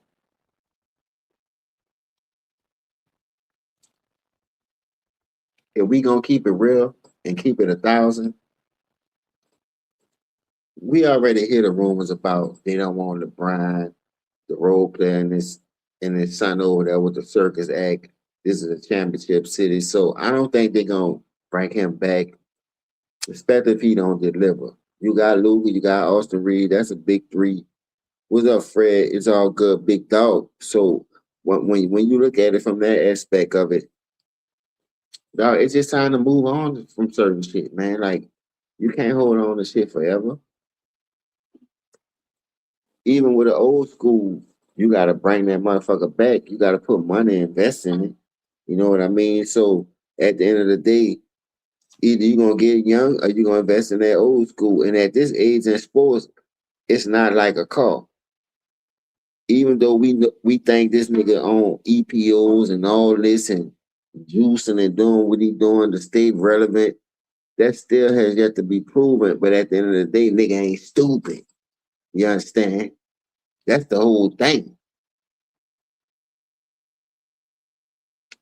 So at some point, you got to use your own mind. You gotta think for yourself and stop letting other people do it for you.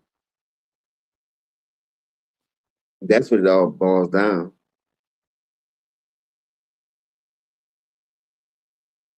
So at the end of the day, I think that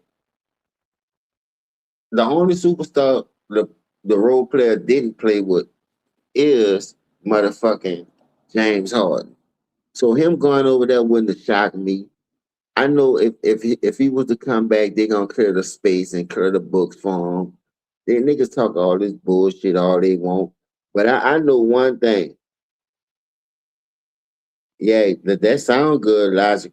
But listen, I ain't gonna lie.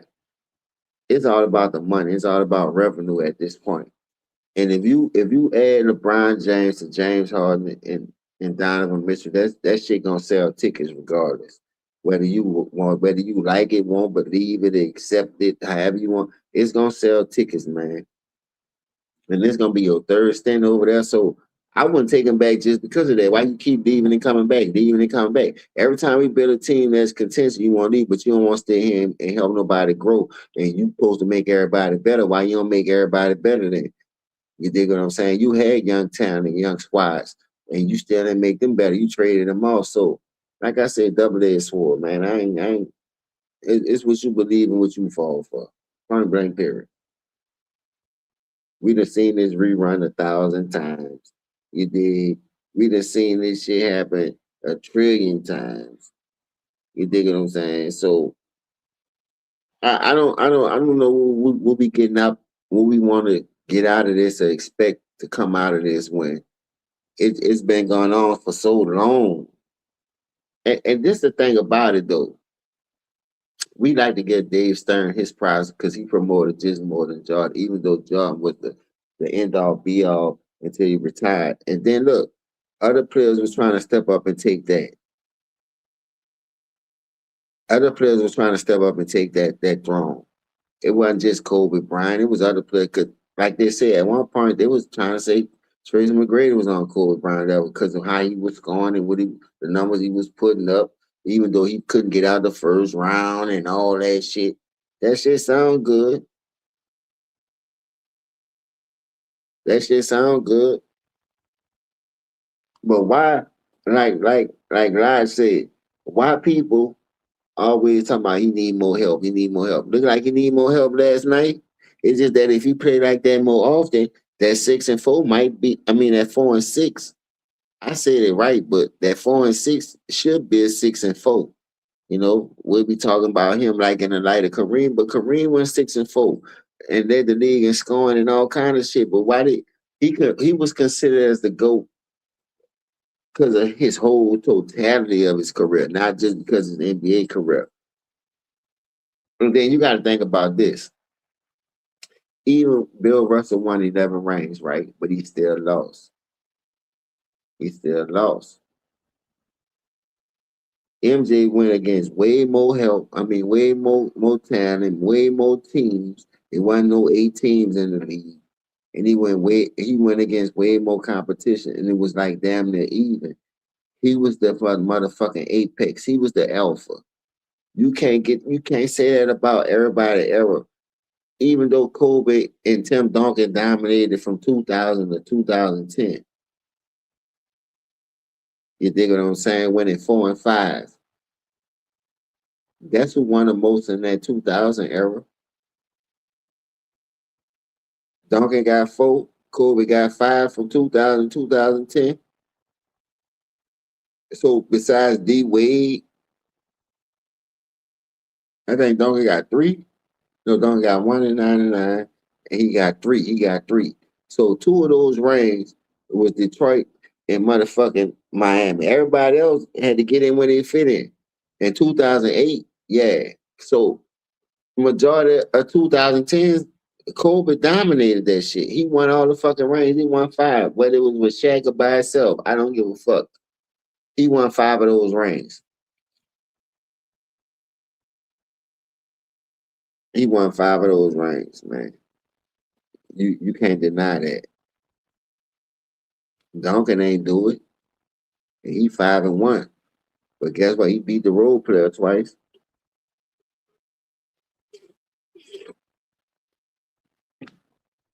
But like I said, y'all don't be understanding the levels. It like I said, it's really levels when you think about who's supposed to be over who's supposed to be ranked well. So when you think about the rankings, like when they came out the top 15 scores of all time. Well, when you look at that list, bro, I promise you right now, dog, you'll be like, who gave these niggas any kind of job? Who who who helped them promote this list? Because there's a lot of people that was real bucket getters that belong on there that wasn't on there. And sometimes I think they just go off average. Sometimes I'm thinking they're not taking in accountability who they play with for them to average those numbers for the people that is on that list. That list was crazy, dog. Brian Super Team, they struggle all the time. Listen,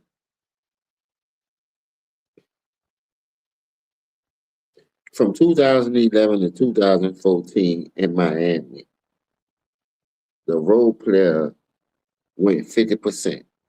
So you say he went 2-2, that's good. No, that's fucking not. With the team that you built, how y'all cahoots on the league and how y'all did it, and y'all thought y'all was gonna just run through the league and cakewalk it, that shit was a surprise. Because listen, like I said, y'all could go fact check this yourself, and I promise on everything. I cooked the nigga on this situation on my brother channel because they were saying Dirt Nowitzki was better than Chris Webber. And when I tell you, I ain't bury him. I cremated this nigga. Because before 2003, Chris Webber, you gotta understand, y'all had Finley, y'all had a 2-time MVP in Nash. Y'all gonna say he wasn't there, but Nash been there. Nash been had the IQ of a soccer player, so he been a solid player. He been a great player. Nobody never took that from Nash. But when you give him an MVP over Kobe and you give him an MVP over Shaq, nah, yeah, we got a problem. We got a nitpick. No, we're not about to do that like that. Because he got the skin to win. That don't mean shit.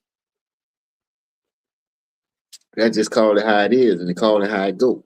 You understand? So if you got a 2-1 lead without Kyrie and Kevin Love, and you come back and you down 3-1 with them, and they take Andrew Bogut and Draymond Green to get suspended, man, you don't get no pride for that ring. But that's the one that made you to go through out of all the ones that you won. That's the one that made you to go. especially when you ain't take that shot. I got a problem with that. Man, nigga, you got ice pick pokes all in that story. Yeah, I'm a nitpick. I'm petty, nigga. I'm like that. You can't sit here and feed that to no real nigga. And we supposed to accept that and cause think about it. When you said it, when you sit in that barber chair, you ain't must look at the camera, nigga. You was looking at the armrest, you was playing, looking at you playing with your fingers and shit. Ain't none of that shit made sense, dog. Cause like I said, when you know you lying, you're not gonna look directly in the camera and say that shit with conviction and say that shit like you mean it. You ain't was looking over. You ain't was looking at us. You ain't. You know. Normally, I was taught when you talk to a man and you believe in what you say, you gotta look them eye to eye, no matter what the outcome is. You gotta let them know. Look, this shit is real, man. I respect you just like you respect me, but I'm gonna speak my mind just like I want you to speak your mind. But if it go further than that, you gotta be willing to accept the consequences. And that's one thing I noticed that this young man never do, accept the consequences of failures. He gonna blame it on everybody else. And you got everybody else thinking that way that came up around you. Kyrie probably one of the strong. You had D Wade out here for a minute saying it until now D Wade starting to expose the real truth. But it was for the longest, even though D Wade said John was the GOAT, these niggas always try to find a way to put you closer to that category. When D Wade, you a top 3 shooting guard in the league. People done gave you your props. People know what type of player you was. People seeing this with their own eyes. Even when they give you the opportunity, they help you get all those free throws. You ain't go to the free throw line and choke them bitches away. You was knocking them bitches down at a high clip. You understand? So for you to come on there and say what you were saying about this role player, that had to be spot on. That had to be spot on. Ain't nothing, ain't that's something we already knew though. Well, D Wade, what was going on with LeBron in 2011 finals? Nah, man, we was trying to help. We was trying to push him through it. You know what I mean? You saw he couldn't handle the pressure and all this type shit. There ain't nobody talking about that. Man, come on, man. Do you ever think Scottie Pippen ever get on that bitch and talk about y'all couldn't handle the pressure and he fumbled the rock like that? Nah, man, we not doing that. But guess what? Let the media tell it. You still in the GO conversation. You still in all this shit that you got going on. And you got other people that had way more successful careers than they had the opportunity to take the path that you had. And guess what? Know how I know your pad trash? Because every superstar you ever tried to do that shit failed tremendously. Failed tremendously. That's why like I said, they keep shitting on Kevin Durant. But you got to understand, Kevin Durant went to Golden State because they played fundamental basketball. When it was down 2-1, Steve Kerr made an adjustment that everybody thought he wasn't capable of doing because they never seen him do it. And still to this day, he still don't do it. That's why you don't have the Kamingas. That's why you don't have the Jordan Pools. That's why you don't have all these other players that you drafted and free agents that you brought on to help you continue your legacy as far as winning championships because you let a certain player run it. Plus, you don't know how to coach. You don't know how to make adjustments. You just put one pressure on one player that they say changed the game. Like, even though I gave Steph the go to this era, he got flaws. We done seen his flaws. So don't act like we haven't seen his flaws and we ain't seen him hit a brick wall, especially in 2016. Like that was a behind the back pass to Steph. I mean to Klay Thompson when you was just supposed to make a regular shovel pass, a bounce pass, hit him in the pocket where he could catch that bitch and try and shoot that motherfucker. But no, you trying to do shit that you ain't supposed to be even thinking about doing. This shit is in the bag if you just play fundamental basketball. But for some reason that I don't understand, why would you even do a behind the back pass to Klay Thompson? But y'all niggas got an IQ. Y'all niggas woo woo. They call Tragic Johnson Tragic Johnson. Yeah, he messed up, but then he also amended himself. You amend yourself in 2022. We give you credit for that. But then when you look at the bigger picture, come on, bro. Come on, come on. If you look at everybody in this era that won a ring, that's supposed to be an alpha, a big dog, a top five player, from Steph to the role player, to Sheet Rock, to KD, to D Wade, to James Harden, to Giannis, to whoever you want to put in this category in their era. Steph got the most rings the right way. Who else won the most rings than Steph the right way? That's why we still respect you in some type of form of fashion, and the way you was brought up, for as playing with your daddy in our era, shooting at the shoot around, being on the court, learning the game, and doing what you did at Davidson. We respect your career, but dog, far as being a leader, you have to start speaking up. You can't let the Raymond cost you no fucking range and he's still on the team, and then you keep getting sent home. You struggling, fighting in the playing every fucking year when everybody else. You see these younger teams doing it the right way, getting away all that dirty luggage and that bad laundry. You understand it, and rebuilding as they go. Dog, y'all had top 5 draft picks, top 2 draft picks, all kind of shit. And y'all ain't got none of these players today on the team, but y'all got motherfucking Durant still hanging around this bitch. Let me know what the fucking problem is. It's the leader. Y'all say Durant is the leader. How he the leader when he running all the fucking town in the way? When you know you ain't about to produce not a fucking single point anyway. Let me see what's going on. Brian Super team struggled and won. Yeah, they did. What up, though? What's up? What's up, Truth Over Emotion? Long time no see, big dog.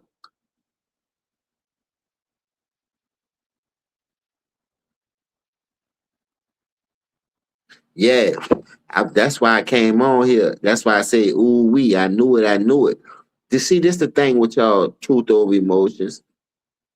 I know Detroit could play physical. We done seen them play physical. But if you got to go to a two-man, big man physical set with Stewart and Durant, that's going to hurt y'all because now y'all don't have another big man. The thing about fucking Orlando, they got size, bruh. Them boys got 6'5" to up, even in the backcourt. So they can really make niggas like work hard and they play physical. So y'all just gotta match their physicality, you understand? And I know Detroit can do that. That's why I'm so anxious and intrigued to see game 2 to see what type of adjustments they gonna make. Two great young head coaches, two black head coaches. This is what this is what the basketball world need right here, bro. And I'm just being honest. It was great basketball. It went down to the wire. It wasn't no blowout. Detroit had opportunities. I'm talking about Orlando took their best punch. They took Orlando best punch. This is what playoff basketball is all about, bro. I'm just being honest. And like I said, that Denver Nuggets in Minnesota and that Orlando and Detroit, I told y'all, them 2 games right there, man, that shit means something. That bring me back to the '90s a little bit because I know both of these teams could give us what we looking for, and they could bring us back to the glory and to the promised land. A lot of people sleeping on Detroit, but I'm not. I still give them a shot to stay in this series, and this bitch could go 7. I think this bitch gonna go 7. But if they can't match the physicality of Orlando, I'm just being honest. I'm looking at 5, 6 games, and it's gonna be a easy because Cade came out cooking, and I like the way Cade game plan was. And he was trying to get other people involved, but the other people shot wasn't falling. They wasn't being aggressive. You saw how Cade was getting in the paint, getting to the line, doing whatever, hitting threes. You know what I mean? So that's how everybody else got to do. They got to follow. If that's the leader, follow the man, man. The man ain't gonna lead you wrong. Help the man come through. You know what I mean? I just don't understand. Like a lot of players. I ain't expect Durant to just take 5 shots. Durant went 4 shots. He went 3 for 4. If you go 3 for 4, Durant, you got to be more aggressive. And especially knowing you need that second punch to go with Cade, you got to be at least 15 to motherfucking 19 shots. I'm just saying, come on, Jalen. I like you. I started the season with you with my son, and my son got drafted to Detroit, and we rolling on that bitch. You understand? But at the end of the day, I like what Detroit doing, and this is what you got to think about too. A lot of people don't want to admit it, but Detroit don't really have no playoff experience. They went to war with the Knicks last year. We saw a lot of promise, but you know it take more than one playoff war and one playoff year to elevate and grow. Now they can skip spots. We done seen teams do it, have Cinderella seasons, but this one of the teams. This ain't dog. This ain't one of the teams that had no Cinderella season on. Because what I try to explain to people why I picked them over the Sixers, because I thought they was gonna play like they did the last two games. If they play like they did the last two games, the Sixers not even much in the motherfucking playoffs. So I'm just being honest, bro. We got to keep it real, bro. I'm trying to keep it real as possible over here, though. Believe that.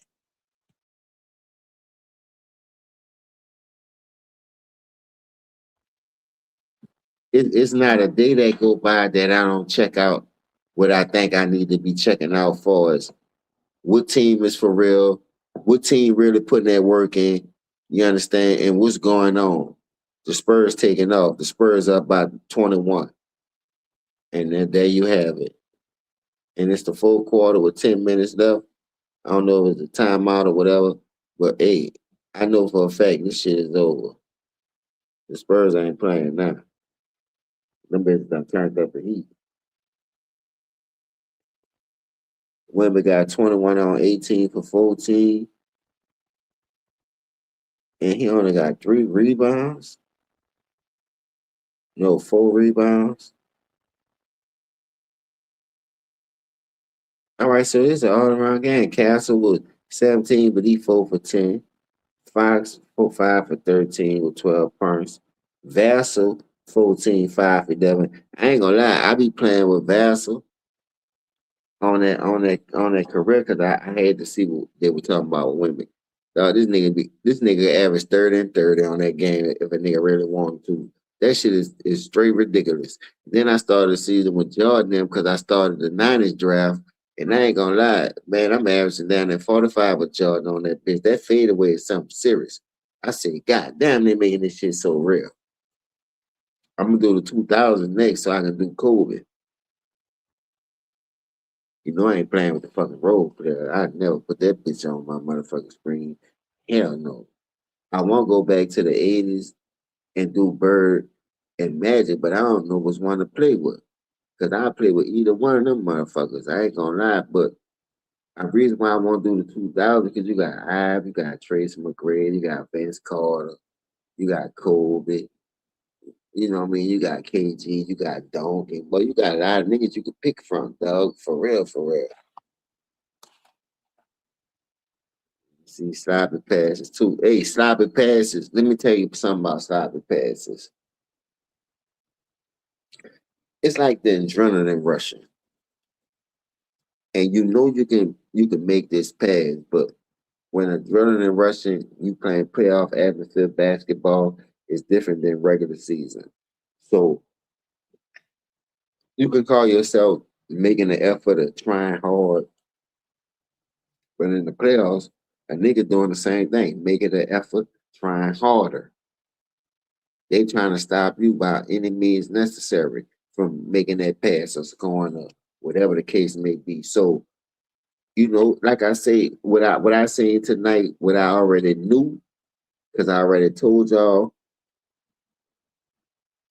if y'all go back and watch my last two videos, I told y'all from when Orlando lost the game to Philly to yesterday, they day before yesterday, they beat what you call them. They beat the fuck out Charlotte. They wasn't even playing with Charlotte. I'm talking about they cremated Charlotte from start to finish. It wasn't even much no fucking answer who was the better team. And people talking about that the metal ball, Charlotte coming, they got a nice, yeah, all that fine and dandy. But they ain't experienced what Orlando did, because like I said, Orlando been fighting themselves in the playoffs since the bubble year. They were like 6 years they in running. They've been in the mix and keeping themselves contention wise, and they fight through a lot of shit, injuries, all kind of shit, coaching changes, superstar changes. They went from Aaron Gardner to Bankero. So I'm just saying, like, whatever they doing something right. They just got to keep pushing. They gonna break through. And then the good thing about it, Orlando is in the fucking East, dog. They're not in the West where I'm talking about it's wild and it's a safari, it's a jungle where everybody, them niggas got a real easy path in the East, dog, unless they change their conference and they start switching shit up. But other than that, they can be one of them powerhouses if they keep building on what they got for us for size, athletic ability, and shooting ability. Them boys can shoot that thing.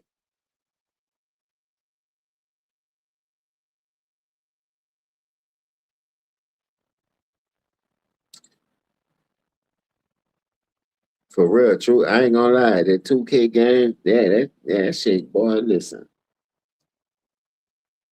Listen, I don't give a fuck how old I am. I'm still a kid at heart. You'll never forget that shit. But when you have kids, cause this thing about it, know how you know you're a kid at heart? Because if you got kids, you do what they do. My son used to always say, "Dad, you want to play Fortnite?" Boy, that nigga used to be busting my stupid ass up, but I beat his ass in that football and that basketball. But them shooting games, oh, they be jumping all over the place. They back flipping, they flying and shit. They like little cockroaches, flying cockroaches. Them niggas used to be busting me up, but it was an enjoyment. I love seeing the smile on my kid's face doing that shit. I'm in the room, they upstairs, we on the microphone just talking. Like that shit right there did something to me, like for real, for real. And I ain't gonna lie, like me, like I say, me understanding the real not and how to grow and evolve and develop and be a real father. Dog, a lot of dumb shit you almost be thinking about that shit almost cross your mind. Nigga better almost come run that shit by you, man. You can, man, you get the fuck out my face, man.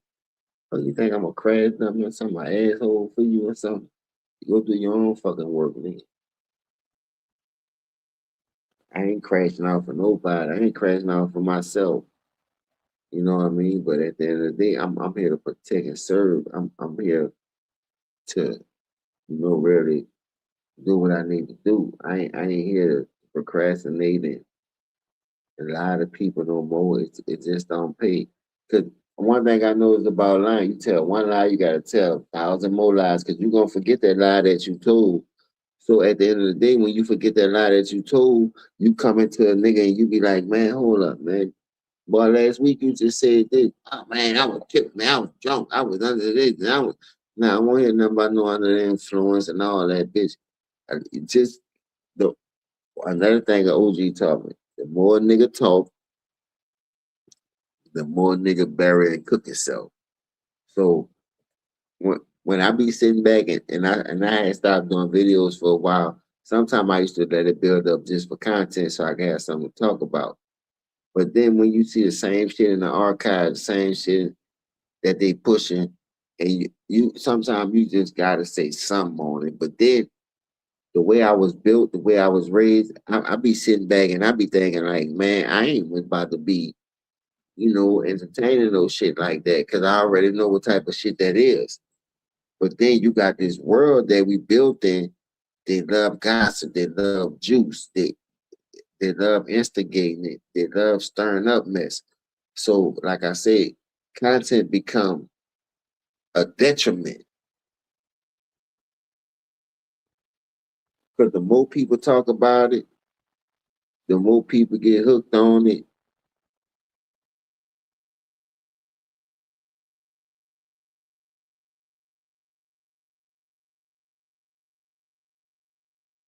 Oh yeah, listen, I ain't gonna lie. I want to go get that boxing game. I got a 5 though, but my cousin trying to get me to get that virtual, the shit you put on your eyes, because he know I like to play quarterback. So he telling me, that shit nice, but you need room to play that shit. I got the room to play it, but you know, by me not having my kids, I did everything I needed to do while I was there, and I know they steady evolving and doing what they need to do to survive in this world, and I'm still there when I can, because dealing with certain situations in this world open your eyes, and people think they don't have good fathers out here, but they do, but it don't always be on you. You can reach out and try to get as much as you can, but it's really up to that female to do that. You know what I mean? It's really up to your baby mom to do that. And if they're not trying to meet you halfway, you can't stress yourself about certain things in life. You still got your life you gotta live. You still want to be happy. You still gotta move on and grow. But they want you to be stagnant and stress over certain things, knowing when your kids is important to you and You used to always being there for them. That's all you know since they was born. It's hard to adjust to that shit. You know what I mean? Not having them and not having them in your life. So that's just a whole another part of life that a nigga be dealing with that people just don't understand because they do have good fathers out here. And we get a bad rep because of the bad fathers. And guess what? The bad fathers be the ones that get to see their kids, get to be in their kids' life, get to pull up on their kids, pick them up from school. But the people who who want to be there and the real fathers that need that in their life, they don't get that opportunity. You know what I mean? I don't know if they feel like they're a threat, but me being from New Orleans, dealing with a lot of different personalities, I was in a situation where, you know, you can have people around my kids, but when it comes to people being around my kids, 'cause I'm trying to be happy. You don't want a certain person, you don't want no any female, and like, you gotta meet them. But I don't feel that way about the people you dealing with that you got around my kids. Like I said, it's a tug of war, double-edged sword, something that you deal with every day in life that you gotta fight through and hope that it don't come a point in time where it'll affect the kids in the long run because, like I said, once you have kids, it ain't really about the parents. It's about coexisting and co-parent to make sure these kids have what they have and be able to survive in this world. And there's a lot of people in this world that make these kids that don't think like that. And they thinking, you know, because I get texts, I get money up, I buy this, I buy that, you know, that'll ease the pain. And to be honest with you, bro, I'd rather the love than the money. And I saw that shit firsthand. And I got both of them firsthand. But I had to earn that shit. That shit wasn't given to me. You know what I mean? When I started working at 13 at a summer job, I never thought that I had to become a grown up as a kid, you know, and I felt like they was taking my childhood away from me. I couldn't do nothing with my kids, my friends going to the water park playing football and playing basketball for the park, but I gotta go out here and work and be independent at a young age. So that's another thing turned me on the money before I even turned on the hustling. They showed me the right way. But at the end of the day, you becoming a product of your environment and you moving the way you move and hang around certain people, it could be a detriment because that's where the real strength in a willpower be like, no, man, I ain't fucking with that. But you see what these motherfuckers got. You see these motherfuckers driving at 14, 15, 16, 17. You see these motherfuckers got goals in their mouth. But their parents don't care like your parents. I ain't gonna say they don't give a fuck because my parents wasn't. I was fortunate enough. My parents wasn't on drugs like that, but their parents was, or whatever the case may be. So they ain't had no other choice but to live like that. You know what I mean? They probably serving their mom. I couldn't imagine me serving my mom no crack, whether she was on it or not. No, indeed, no. Hell no. But I know niggas who did it. Money is money. Fuck. I thought that shit, it never sat right with me. Now, my uncles and my aunties, yeah, I done served all of them. I ain't gonna lie to you, but that shit still made me feel bad. But I'm looking at the money. You gonna go spend it with somebody else, shit. You might well spend it with the family. And don't come with no bullshit. But you not thinking. You just like I say, you see the money. You ain't seeing the damage you're doing to your fucking community and your own fucking family to keep you above the fucking these hoes going to the nightclub like you got it and perpetrating like it's this, but it ain't that. And then when the nigga come jack your ass, you ain't even got an ounce of coke in your motherfucking house. You ain't even got $1,000 in this bitch. Now I'm about to go to jail if I kill you. And I done jeopardized my whole life because you out here perpetrating stunt like you got it and you ain't got it. Because I'm out here pocket watching instead of trying to go get it myself and putting in my own head that, man, listen, whatever you got, I can get myself. I ain't got to get it like you got it. It's so much money out here. And that's when I learned that, like, I had to sit back and think and say, man, I've been working since I was 13. I ain't even had to hustle. And that was back then. And I was living with my mom. I ain't had no bills. I was living with my grandparents. I ain't no bills. I'm bringing in this kind of money, but I ain't know how to manage my money. I'm out here, won't go to the tennis shows. I'm going to school dance. And I'm getting in nightclubs with my older cousins because they got a name for themselves in the hood because of what they bring to the table, whatever. And I'm just blowing money, just blowing money, just blowing money. Now everybody know how hard it is to keep money and get money. It's still the same way, dog. Let me tell you how I know it's still the same way. I had went on Indeed and put a whole resume in, and I got a 5 year resume because of the shit I done did. But I never got an opportunity, never reached out to me. But certain people who built the resume for me and did put it on Indeed. Now you got motherfuckers calling all out their ass. I'm talking about from everywhere. And then when you look at the resume, you be like, damn, dog, what the fuck? So this how I gotta go. Like I told you, we built on lies, man. Like I know niggas lie right now. Ain't never did pipe fitting, plumbing, or nothing, or welding. Ain't got a job paying $50 an hour, saying he did the shit. And I ain't here to knock nobody. Whatever worked for you, worked for you. But I just felt like every time I did some shit like that, it never worked in my favor. And God kept showing me, don't do what other people doing. We need more leaders in this world. So when I do it the right way, I be content with that shit. I don't be in a rush to make nothing that I ain't gotta lie to a motherfucker to get extras and all that. So I just stay true to it. Even when I play the game raw and I know it's a cutthroat ass game and cutthroat ass world, I still was loyal and try to earn my respect the right way. That's why I never had no serious drug charge. That's why I never had to play no retaliation games. Cause like I said, dog, at the end of the day, even when you do, karma is a motherfucker. I always wanted to talk about that shit, dog. That karma, dog, y'all better wake up, dog. You could do dirt in 89, that shit will come back in 99, 10 years later. Karma don't have no data, no name, or no time frame. You know what I mean? Y'all out here hurting these innocent people, getting over on these people that you call your family, your brother. Man, they got a God say high, but he also look low. And if y'all think he real, like I said, some people doubt. That's why they got atheists, which I don't knock nobody what they believe in. But at the end of the day, you gotta understand, it's really a spiritual world. Because when you die, guess what? Your spirit, your soul go in the sky or wherever it go. So that's your spirit. Your flesh is still down here. You know what I mean? Underground, whether you in a wall, a mausoleum, or they bury you underground, nigga, but your spirit lives on. I know people still have veils over their face and be looking at people and they can see ghosts and shit. And they be spooking me out sometimes, still to this day. And I'm down at 50 years old. I be like, hold up, nigga. I don't want to hear that shit. But sometimes people be need somebody to talk to.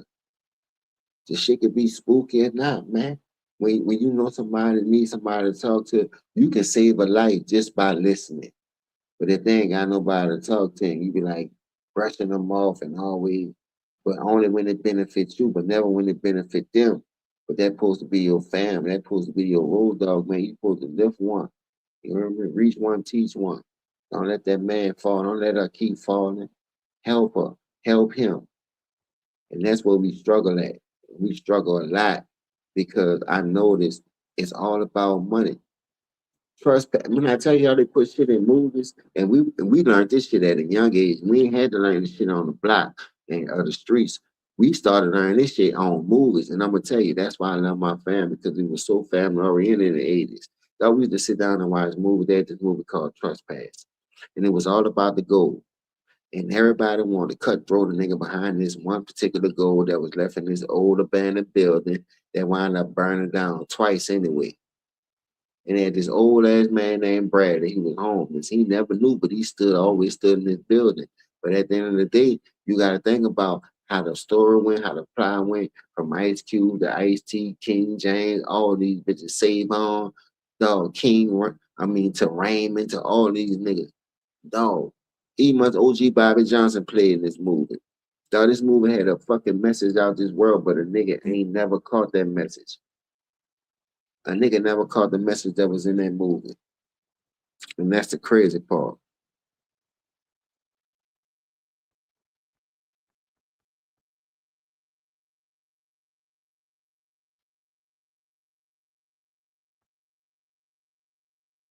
That's what I'm saying. Truth over emotion. Check that shit out. See what I'm saying? Talking about a nigga that shot his baby and his 8-year-old kid. What makes you do shit like that? Dog, it ain't that hard out here for you to be crashing out and clicking out. You did? No, no, man. No, dog, don't tell me that, truth. Please don't tell me that.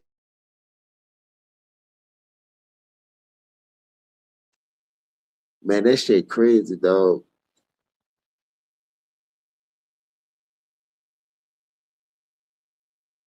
Yeah, and that's another thing, truth. That's what you're saying. Listen, when you from the hood, it's really learning on the fly and learning as you go. It ain't nothing that a nigga gonna teach you that's gonna prepare you for what you gonna experience because you really don't know.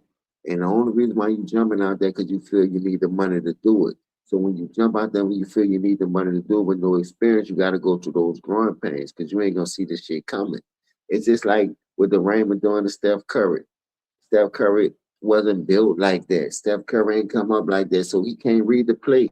I'm just being honest, dog. Anybody can see that. Because if that was the case, the Raymond would have been off that team. And I done came up in a lot of neighborhoods and around a lot of people.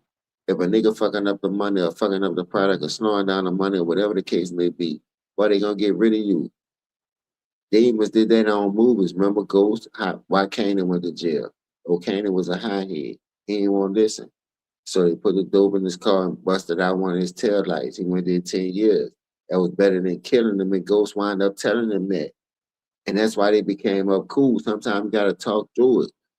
Now, I could have killed you, my nigga, but I'd rather put you in jail because you ain't want to listen. Even though you taught us the game and got us out here, you was just wild and reckless. And I wasn't about to go to jail behind your stupidity. It was a lot of times I turned down shit and nigga was like, man, you want to go? Man, hell no. That shit don't even sound right. Y'all ain't even got no plan for this shit. And if shit go left, ain't none of you niggas, I ain't about to let none of you niggas rat on me. So it's basic. Yeah, I got to get it how I live at this point. I ain't about to trust that shit. Let me go ahead on, work me an honest job, call me what you want. You know what I mean? I don't give a fuck. I take all them names as long as you don't put your fucking hands on me.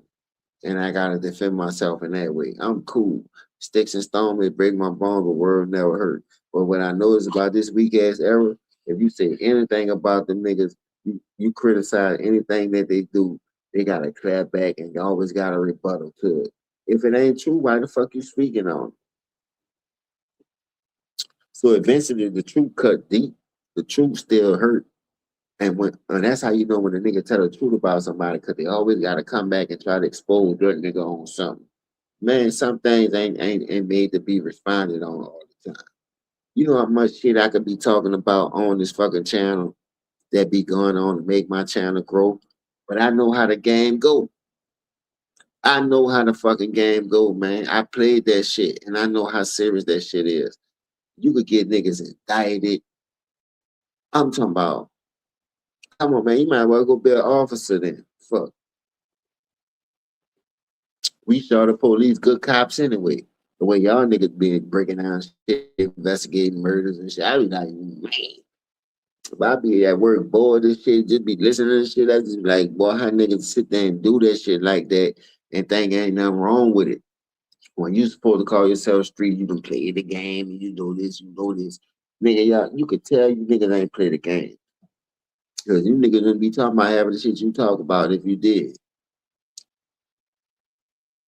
Whether you got convicted, got went to jail for it, none of that shit. And one nigga that I never could wrap my head around was the nigga Wag 100. I promise to God. This nigga got more paperwork on anybody in this fucking world, but ain't got no paperwork on you in that gun charge. You can't find that motherfucker nowhere. Why you ain't open that motherfucker up? That just goes to show you how motherfuckers be out here clout chasing and just talking just like they know it all. Show your shit then, nigga. Fuck. You out here. Oh, I got the paperwork. I got the work. I got the work. Nigga, you ain't got shit. Nigga just be out here running they fucking yaps. But who am I to say who got who and who got not? Because when you well connected like that, and that shocked me about Birdman. Because once you saw what type of nigga that nigga was, how you still affiliated with him talking about some cash money West? all the people on the West that you could have affiliated with and started that Cash Money West shit, you chose that nigga out of all people. Come on, man.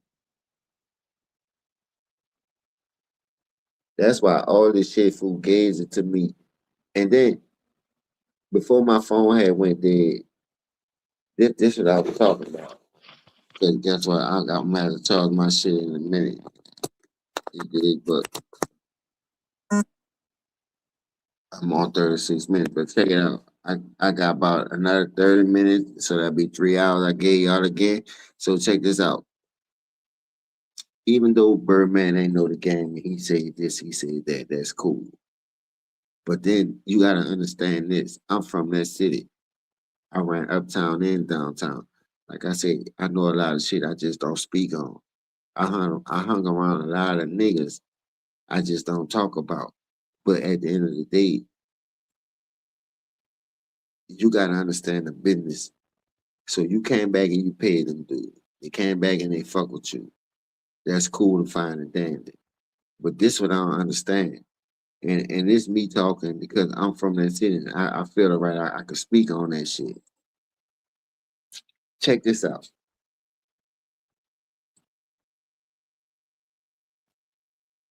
We all know what that heroin do, people. That boy, that dope, the home of the dope, whatever. St. Thomas got that torture bag for 25. He tell you that in all his songs. OG Murder don't be lying, dog. Nigga just hate the truth. And then when the truth come out and the nigga go to exposing shit because the nigga ain't keep it sided with him, for the motherfuckers who kept their name alive and held them down, whether it was on their time or on their downfall or whatever, whatever. Dog, you gotta understand, dog, it's levels to this shit. Niggas get tired, bro. Niggas get tired. And when a nigga get tired and they feel like you ain't keeping it silent, you rather me kill you or tell the world the truth. Tell the world the truth then. So guess what? I'm gonna come back and I'm gonna throw subliminal shots like it ain't this and ain't that. I ain't gonna really speak on it. But then you got all the energy in the world to keep going at Turk. Keep going at Turk. Come on, dog. Come on, dog. Where we from, we don't pick our battles like that. And if a nigga come at us, we come at them. You understand? That's just bottom line. So what I'm trying to get at and what I'm saying is you can't go at one nigga hard and another nigga coming at you telling what it really is. And you know it's hitting home, but then again, you trying to ignore the fact like you don't know what the fuck going on.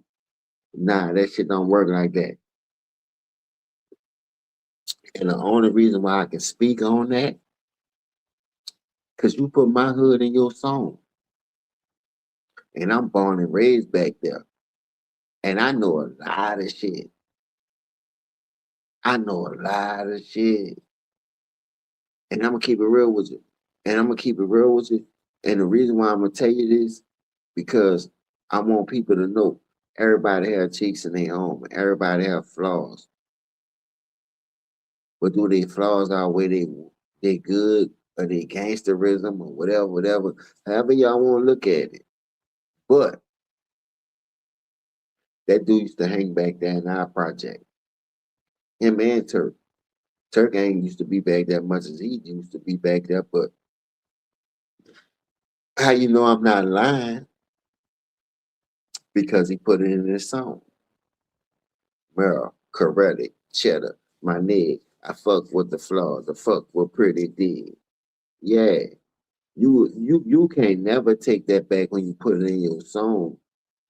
You know what I mean? And at the end of the day, these people that you talking about, I know them. Like, I hung around them. We from the same hood.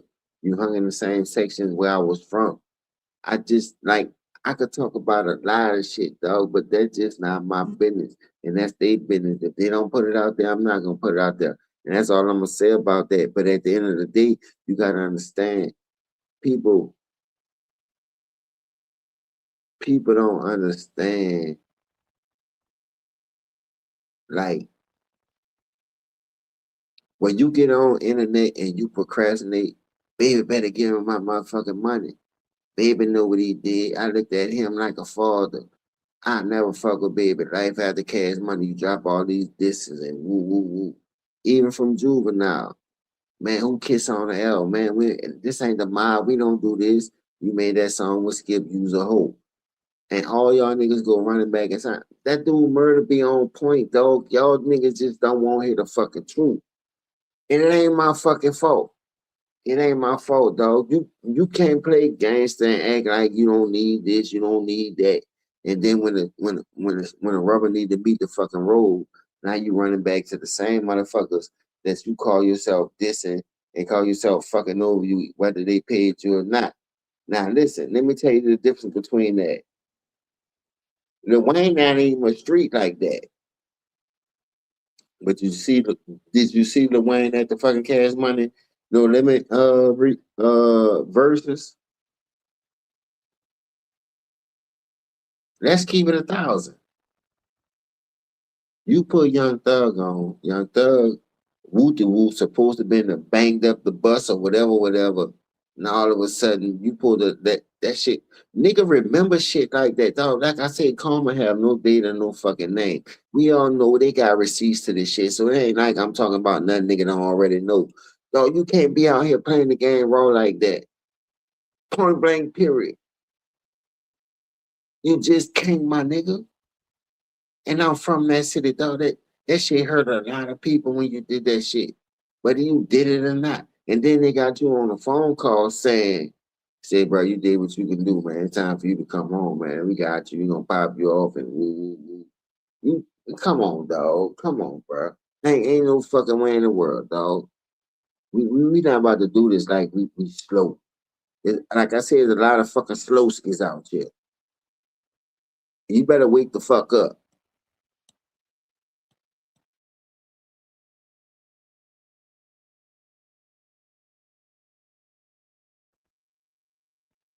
And like I was talking about before we really got cut off too, because I'm gonna tell you, the South music, the South music,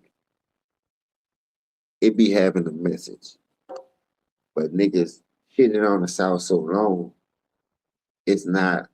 I remember like when the East Coast first started with Eric Ben Rakim and they was doing anything with Curtis blowing, Cool Mo D and everybody, D Nice and there was a lot of people, man, just boom blowing up. They came out and then and went to the West Coast. NWA took it for a little while, and they came with the gangster music. And then you got to think about when the South finally took over. They kept us in the chokehold so goddamn long. It's ridiculous. So when we finally got the motherfucking rock, yeah, we ball hogging that bitch. We gonna ball hog that bitch. And let me tell you something. That should have showed you something because UGK was fucking with No Limit and Cash Money. But check this shit out. Pimp C was fucking with No Limit. Bun B was fucking with Cash Money. How that shit work? A lot of people don't remember that shit, but I'm about to break it down for you. Cause a lot of people need to hear the fucking truth. How the hell Pimp C fucking with No Limit, but Bun B fucking with Cash Money? Cause remember Pimp C was on a lot of C murder shit and a lot of P shit. And Bun B was too, but it was more C murder.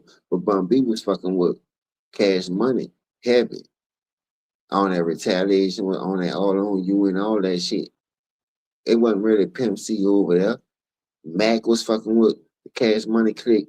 He was on that first BG all on you. Niggas in trouble. Go check it out. So how y'all gonna sit here and say these dudes couldn't coexist when everybody knew it was some real street shit popping off, but the artist wasn't on that shit. The artist wasn't on that shit. You dig what I'm saying? Niggas who know the story really know the story. I ain't gotta go down in detail and be breaking it down and going through all that shit. Let them niggas tell their own story. But what I'm saying that's what people do. They almost be from down there and they think they be knowing, but they don't be knowing.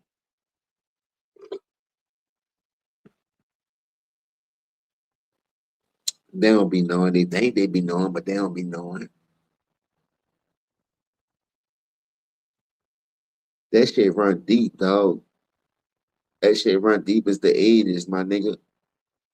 So that shit in the late 90s, early 2000s, why them dudes never worked together, that shit was way bigger than rap and the street shit. You know what I mean? But at the end of the day, you gotta look at it like, what the fuck I supposed to do? But like I was telling y'all, Big Boy and Cash Money was the real rival. It wasn't no limit in Cash Money. It wasn't no limit in Big Boy. It wasn't no limit in Tombstone and none of that. The the the the shit that kept the city going at that time was Big Boy and Cash Money, man. And them niggas had a motherfucking rivalry that went for some years. And then till Chuck died.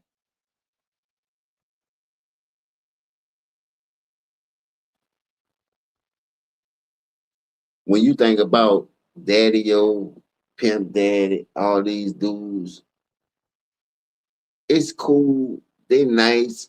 You know what I mean? They did their thing. But I'm not gonna lie to you. I'm not gonna lie to you, bro. And this is real shit. This what I experienced. It's all opinion based off what I experienced, not what nobody else experienced, or not what I was taught, not what nobody told me, from what I saw, what I came up under. Check this out. This some real shit.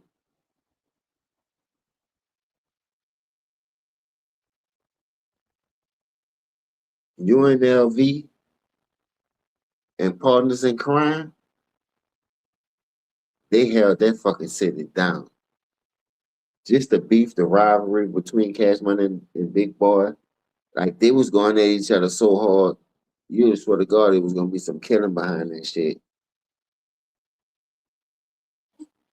But they, for some reason, they kept it on wax. And Gangster told you this story too. When Gangster told you he had to go around there and told, man, y'all keep that shit on wax. You know what I mean? Like that's how deep that shit was getting. That shit, that's how deep that shit was getting. And see, when the true hurt, that shit, it just hit different because let me tell you a story. If a nigga get fucked over and they haven't learned from that mistake, when they get their own shit, what you think they gonna do to you when it's your turn to try to elevate and expand it and build and grow? Them niggas gonna hold you back. Them niggas gonna hold you back. And that's a known fact. So when I'm telling you, it was a lot of stuff that was going on that led to the demise of my city and why we couldn't elevate as far as record companies and niggas putting us on and niggas helping other people elevate. And it also became a point where people ain't know how to push themselves. Cause like I said, we ain't have social media. We ain't had this shit where we can promote ourselves. And so when you sign to a record deal, you basically handicapped. You see what everybody going through right now with their record deal. Boosie told you that with Trill, Finesse going through it, everybody going through it. So unless you stay independent and you do what you need to do, I don't see what else need to be done or said about it when you putting yourself in those type of situations because you don't believe in your own skill and your own ability. So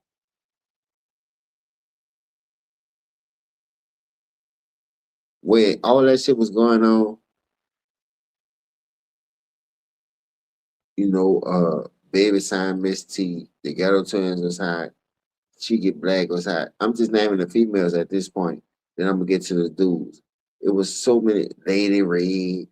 It was so many people that was hot in the city that could have took advantage of the opportunities that we had. But guess what? Let me tell you a secret. The same thing will make you laugh or make you cry, right? So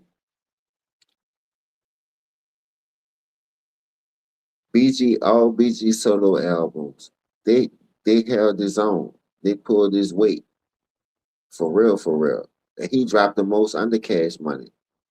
But that 400 degrees, that juvenile, that shit broke and the internet wasn't even much out there for the 99 2000. Yeah, that shit broke, boy. That shit right there. Yeah, man, it changed the whole life of everything. And like I said, BG was dropping classic after classic, hood anthem after hood anthem to us in our era. You know what I mean? So when Juvie came with the 400 degrees, that changed the whole landscape of everything. They had to really step their game up. Check this out. Puff told them niggas. This story right now on the internet, go look it up. Niggas said they went out there, Puff did his thing. Puff got all the calls that would made baby step that would made baby step his game up. So when they tell that story when they out there fucking with Puff now, Puff told them niggas, man, that 400 degrees, that's like 8, 9 singles on that motherfucker that y'all can still push. And y'all can eat just off that motherfucker. You dig? And all the shit that BG was dropping that was local, that was solo, y'all could have promoted that shit. That's why when they did the 400 degrees video, the manifest and beat and juvenile, that shit was like it hit different, but at the end of the day, it wasn't the same like if it would hit when it came out. They was telling them niggas, man, keep promoting, keep pushing that shit. They was giving them the proof blueprint, but them niggas wasn't listening. So this is where the real problem came in at. A lot of people don't want to admit it, but even though he took accountability of it and he admitted to what he said, it wasn't like he was lying. See, that's the problem with the world today. We built on lies, like I keep telling y'all, so nobody want to hear the truth. So when a nigga tell the truth, nigga like, hold up, boy, you lying, boy. It's like unbelievable when you tell a nigga the truth, because you done told so many lies. So when the truth come out, the shit just hit different. Y'all know it, dog. It just hit different. It just hit different.